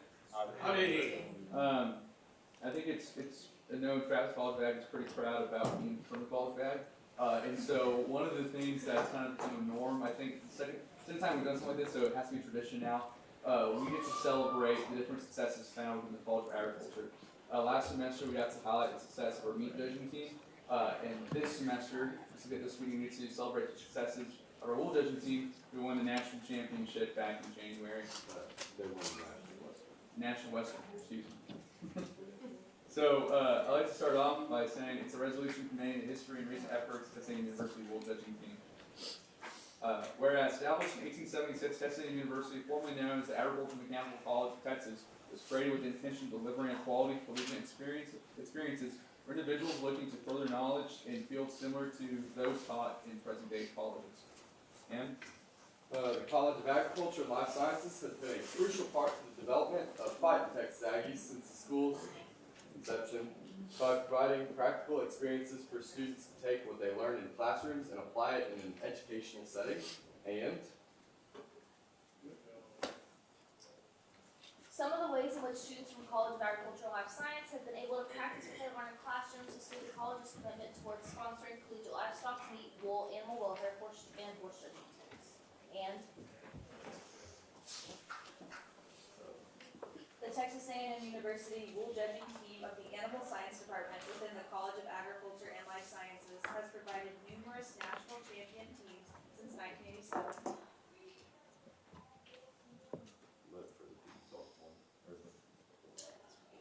Let it be resolved, one, the College of Agriculture and Life Science Student Senators joins the rest of the Texas A&M University Student Senate in commending Dr. Sean Ramsey and the 2019-2020 Texas A&M University Wool Judging Team for their recent successes in winning the 2020 National Western Stock Show Wool Judging Contest. Let it further be resolved, the Texas A&M University Student Senate wishes the 2020 Texas A&M University Wool Judging Team best of luck in all of their future competitions. Let it be further resolved, 3, a copy of this resolution be sent to Dr. Patrick Stover, Vice Chancellor and Dean of the College of Agriculture and Life Sciences, 2142 TMU. Dr. Cliff Lamb, Professor and Head of the Animal Science Department. You gotta read everything. Except that I can't read that. Dr. Sean Ramsey at his email and the battalion editor at the bat.com. open to questions. Thank you. We'll now move into a period of question and answer, beginning with Chair Banks. Chair Banks, Academic Affairs. So, just because I know it's been said mistakenly on the floor before, this question is directed to Chair Berger. Can you please explain exactly how many stomachs a cow has? So, cattle have one stomach, 4 chambers, and the one true stomach is considered the abomasum. Relation to follow up. Briefly. Is it not true that you, sometime last semester, said on the floor of the student senate that cows have 4 stomachs? You can check the live stream. Thank you. Chair Gupta.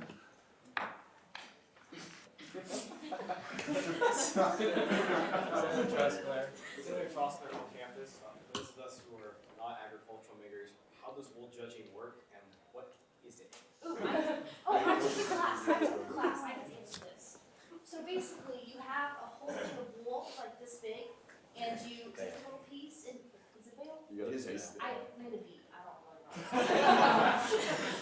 know. So you take a little piece of the wool, and it's what the You cow. gotta taste it. Yeah, you just eat the wool. No. You just look at how coarse it is, how long it is, the thread count, and then you actually grade it. And so like the grading depends on what kind of fabric you will it. Yeah, the color of it. Yeah, the how color, clean it how is. dirty it is, yeah. How heavy it is. Yeah, I was about to say another component is like in the contest to like pick up the one, like drop it on the table to see how heavy it is. And they grade it on that. It's pretty close stuff. Yeah, it's actually beautiful. We invite you to come out to Pierce Pavilion. Y'all know where that is? Come on and see the wool. Pemberton, George Bush. Any further questions for our presenters? Seeing none, thank you guys. If you please step off the floor. We'll now move into a period of debate on the resolution, beginning with debate against. Yes, Senator Jeffers.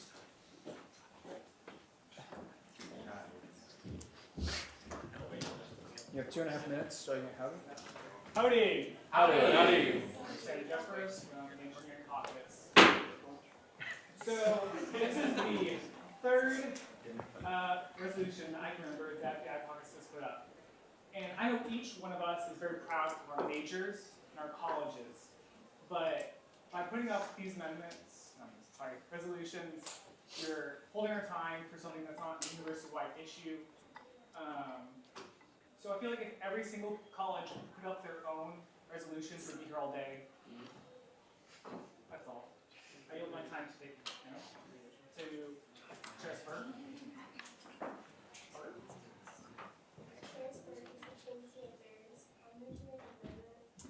Please state your name.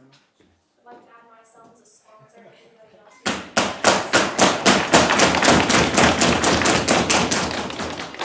Major in ag, but I have a minor. Seeing multiple seconds. All those in favor of adding Chair Spur as well as anybody else who would like to be added as a sponsor, please say aye. Aye. All opposed? That passes. Chair Spur, you still have the floor to debate against. I yield my time to Chair McGill, you have the floor and you have a minute and 15 seconds remaining. Please stay in order. Chair McGill, Student Services, I yield my time. The floor has been yielded to, and with that, we'll move into a period of debate 4. Dealing with Chair Banks.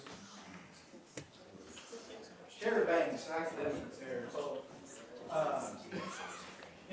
Usually I agree with my computer science brethren. However, I just got to say that I think the Texas A&M University Wool Judging team is pretty I have cool. to pause real quick. The rest of your motion. Following his amendment, could we move to previous motions? Yes, I will. Point of order. Please say rise to comment. Chair McGill, Student Services, the senator is out of order for not stating her name and her caucus. That is correct. Chair Banks, please continue. Yes, I just happen to think that Please rise, state your name and caucus. Senator Paul's off campus. Could we please move to previous question? Point of order. Chair McGill, Student Services, she did not make a motion. Oh, I motion to move to Those are I do hold the floor. Please stay in order. Yes, Yes, please say your point. It is not part of the law to interrupt someone on the floor with previous question. It has to be after some type of debate. So to answer your question, Chair Banks, please continue. Post that, then we can have. I just happen to think that the Wool Judging team is pretty cool, and I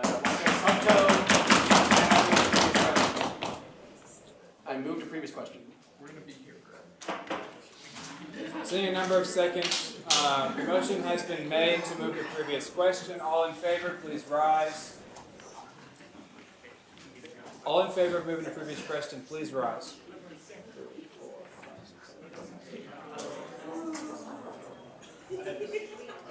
Please be seated.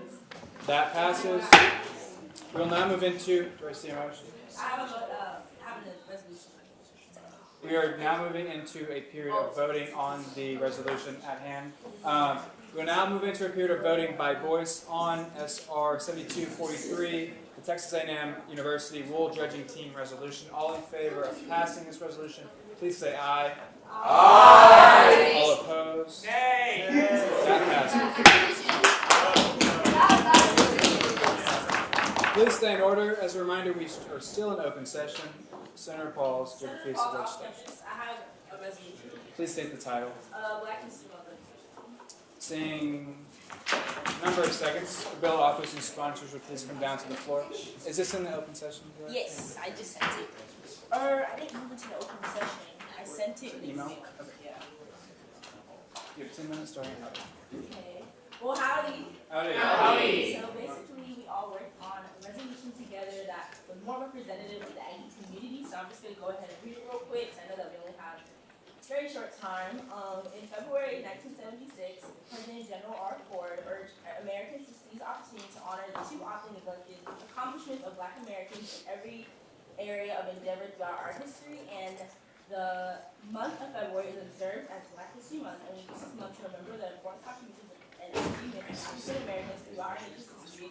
And whereas Texas A&M has produced notable Black/African American former students such as Wilma Holmes, Judge Willie E.B. Blackman, and Dr. Tanya Duggett Waitsel. There have been a plethora of Black/African Americans who have made great contributions to this university, which include Dr. Tanya Driver, Jimmy Williams, and Senator Matthew Gaines.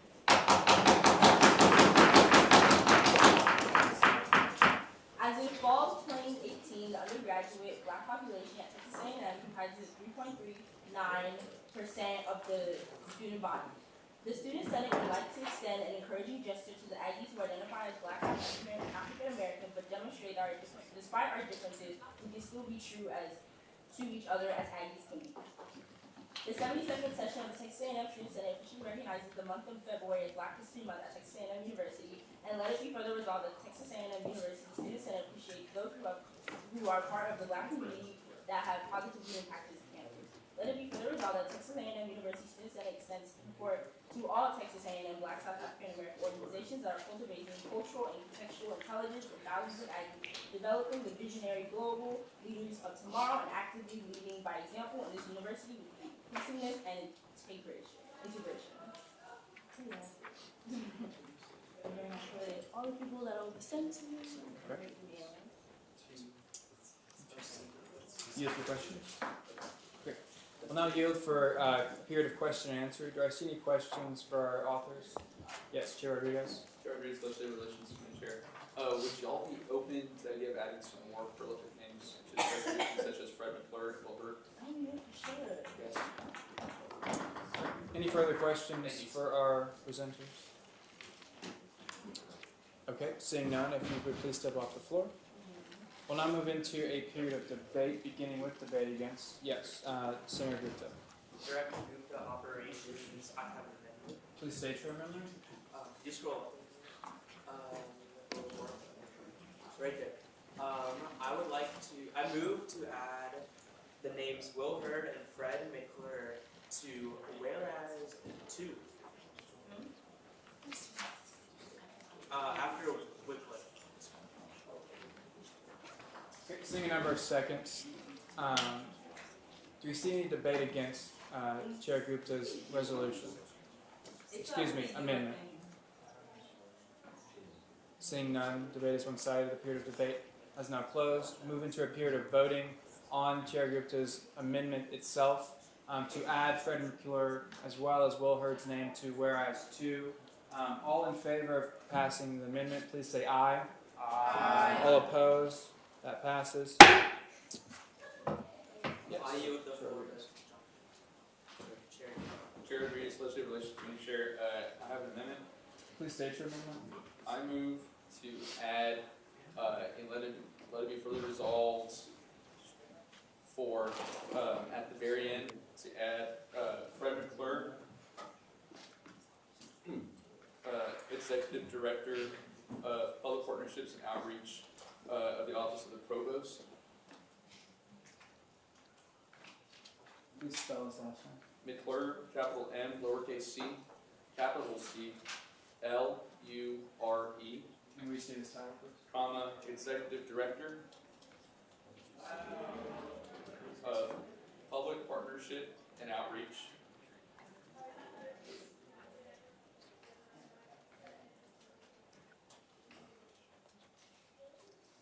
In the Office of the Provost.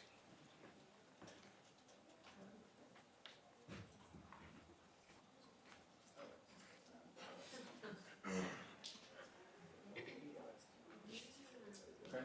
Anything further? And then I'd like to add, oh, hold on, so this is Provost. At the end of it, his email, so parentheses, fred.mcclure @tamu.edu. And underneath it, add Congressman Wilbur.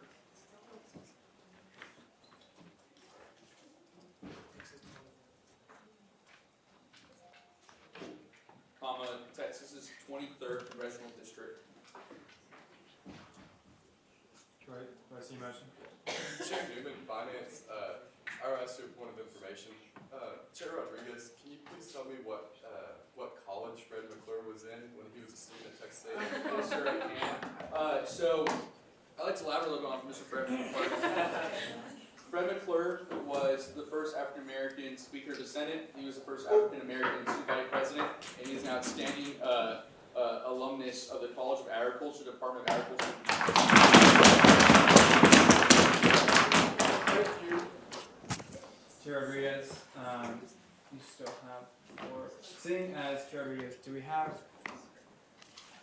Please state your point. Chair Berger, Rules and Regulations. In addition to all those other great things Fred McClure did, what fraternity on campus did he found? He founded the Beta Nu chapter of Alpha Gamma Rho.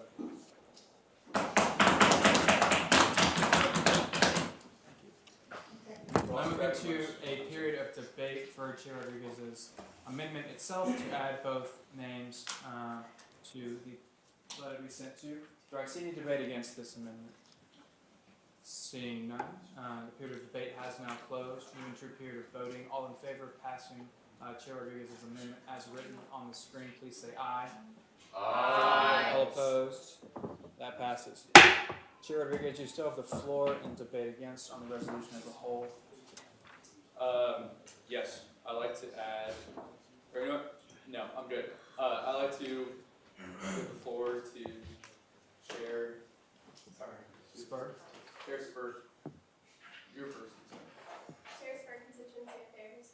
I'd like to make a motion to add myself and anybody else who would want to be added to sponsor this piece of legislation.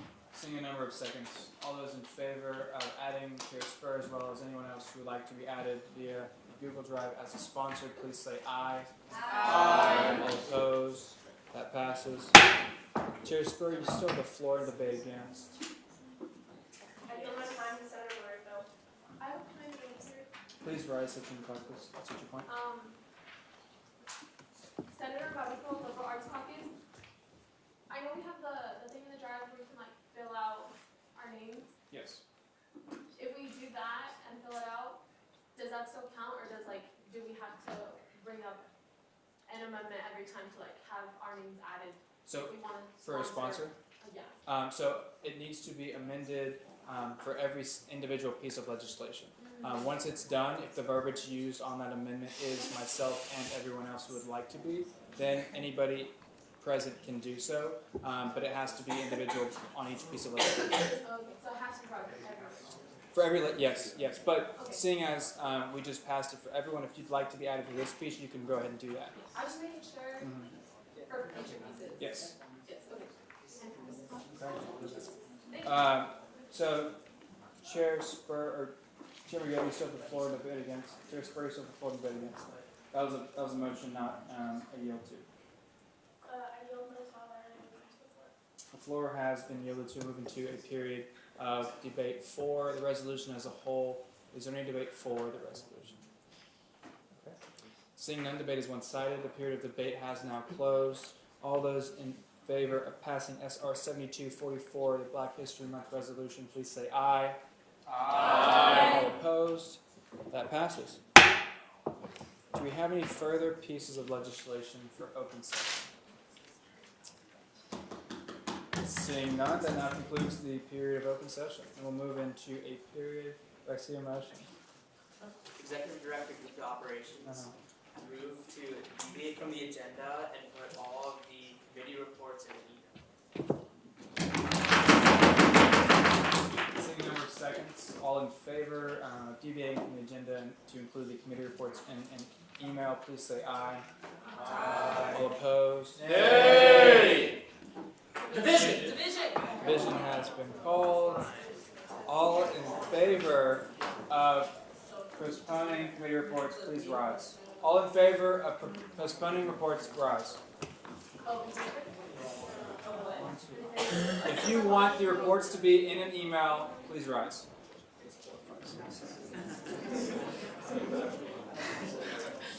Please sit down. That passes. We'll now move into a period of executive. Yes, please state your point. Senator Martin, point of order. You are required by Robert's rules to follow those signs. I made my point before the gavel. Point of order. Please state your point. Senator Murrayfield, Liberal Arts Caucus, in States Caucus. He did say his caucus. Seeing as your point was made before the gavel was, then all against moving to have the committee reports and an email, please rise. If you want to hear the reports in person, rise. Please be seated. Again, that passes. So we'll now move into a period of executive reports, beginning with Student Body President Mike Gillette. All right, well, howdy, Senate. Hey. I'll fly through this so we can get out of here. All right, first off, for those that went to Silver Taps last night, it was a pretty neat experience. For some reason, it was super light out, so you could see all that was happening. So really neat experience, and for all those that went, thank you. I know it means a ton to the Aggie family. On to a couple of updates. Development Commission is working on an SGA golf tournament. It will be some point in April. Would love to see as many people out there as possible. With healthy on-campus dining options, Stephanie Denson kind of broke the news about all of the awesome options that are coming to campus. However, we did, to give y'all some more feedback on that survey that we did, we are now taking that and having meetings with stakeholders across campus. Met with Dean Stover, I met with President Young. I sent that to Speaker Mendoza, so he can send that out to y'all if y'all would like. I will let you decide if you would like that. The Diversity Commission is currently planning the diversity panel. Really exciting news. The Matthew Gaines Committee will be partnering with the Diversity Commission with regards to that. So it's awesome news. With that being said, it's election season. I know y'all know that. It is also banquet season. That is not too far away, our SGA banquet. My Executive Vice President, Thomas Barrow, is kind of putting together a committee to evaluate that. Would love any of y'all interested in helping planning that to do so. We are trying to take an interesting take. I don't know, I like to think outside the box. Maybe we don't need a traditional formal banquet and can do something that's really, really fun along the way. In closing, there is a chance of snow tonight.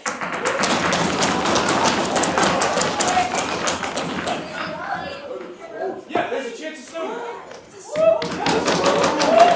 Check your weather. And make sure to wear your wool jacket if you don't have one. I'm sure the We'll sell one to you. Their forms of payment are cows, chickens, and cash. No action. I'm open to questions. Yes, Chair Spur. Chair Spur, constituency of Baker's asked one of the few people that planned SJ banquet last year, and this is more of a statement, feel free to contact me. Chair Newman. Chair Newman, more of a statement. We also accept goats. That works too. Do you have any further questions or statements for Student President Member Chairman Gill, Student Services, could you off the top of your head name another college that actually has competitive teams that actually win national championships? That should be sorry, what? Mays Business School. I'm sure there's a ton of them. Chair Banks. Chair Banks, could you, off the top of your head, name a school that can even come close to competing with the College of Engineering as far as meeting starting salary for graduate students? Isn't technically, if you put in Von Miller's Poultry Science as like the top?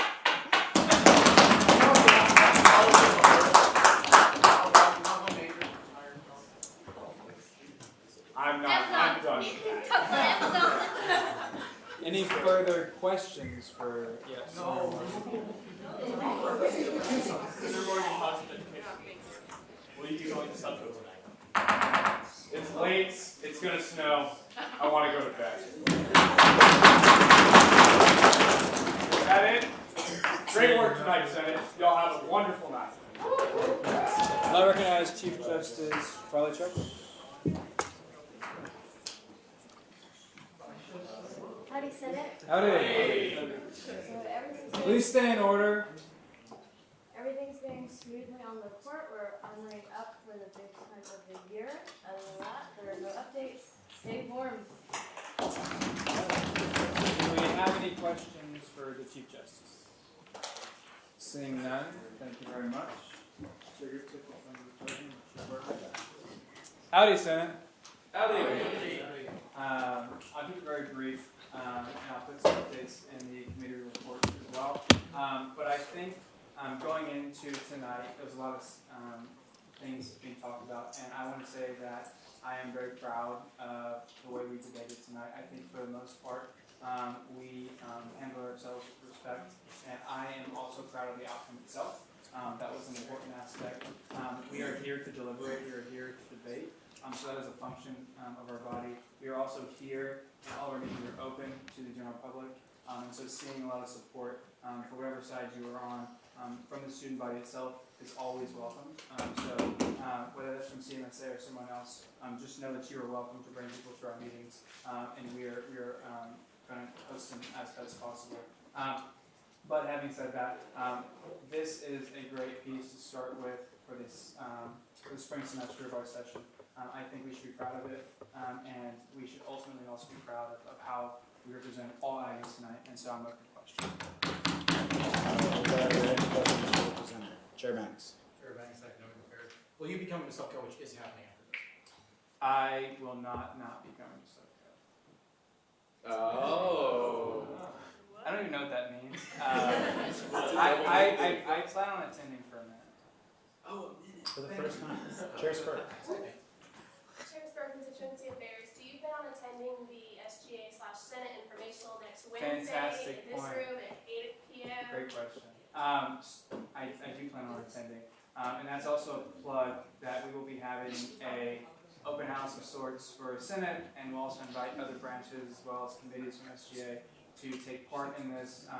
The Election Commission will be present to make sure we don't break any rules, but we want to ensure that people that are running for Senate want to be in the room and also know what they're getting themselves into. So I'll be there next Wednesday right here to call this 144, 8 to 9 p.m. Can you shoot me an invite? You're invited. I'll shoot you an invite. SPP Gillette, you're not allowed to speak without recognition from the chair. Are there any other questions for the presenter? All right, seeing none, we will now move on to a period of closing roll call. Let's go home. SVP Gillette. Howdy. Chief Justice Chopra. Howdy. Speaker Mendoza. Howdy. Pro Tem Paul. Chair Berger. Howdy. Chair Newman. Howdy. Chair Rabioso. Howdy. Chair J.R. Rodriguez. Howdy. Chair C. Rodriguez. Howdy. Chair Banks. How become a sub-coach? Chair McGill. Howdy. Chair Spur. Howdy. Chair Gupta. Howdy. Senator Ahmed. Howdy. Senator Aiken. Senator Ali. Senator Anchetta. Senator Anderson. Senator Cabrera. Howdy. Senator Damian. Howdy. Senator Dang. Howdy. Senator DeGrate. Senator DeMatteis. Senator Dow. Senator Feldman. Howdy. Senator Flores. Senator Frank. Senator Garcia. Julia. Senator William Garcia. Howdy. Senator Gay. Senator Graham. Senator Hardison. Howdy. Senator Hutto. Point of order, the mics aren't on. Senator Jeffers. Senator Clinton. Senator Korkmaz. Howdy. Senator Crowe. Senator Luttrell. Senator Mandel. Senator Marufo. Howdy. Senator Martin. Howdy. Senator McHugh. Howdy. Senator McQueen. Howdy. Senator Montez. Senator Morgan. Howdy. Senator Murphy. Senator Noyola. Howdy. Senator Paul. Howdy. Senator Pena. Howdy. Senator Pena. Howdy. Senator Price. Howdy. Senator Ramirez. Senator Resendez. Senator Rivera. Howdy. Senator Rowan. Senator Hayden Smith. Senator Gunner Smith. Senator Tran. Howdy. Senator Trotskler. Senator Cumlison. Senator Ulick. Senator Walter. Senator Wood. Howdy. Senator Pine. Howdy. Senator Nasus. Howdy. Senator Oldag. Senator Ramon. Howdy. Have a good night, go Salto.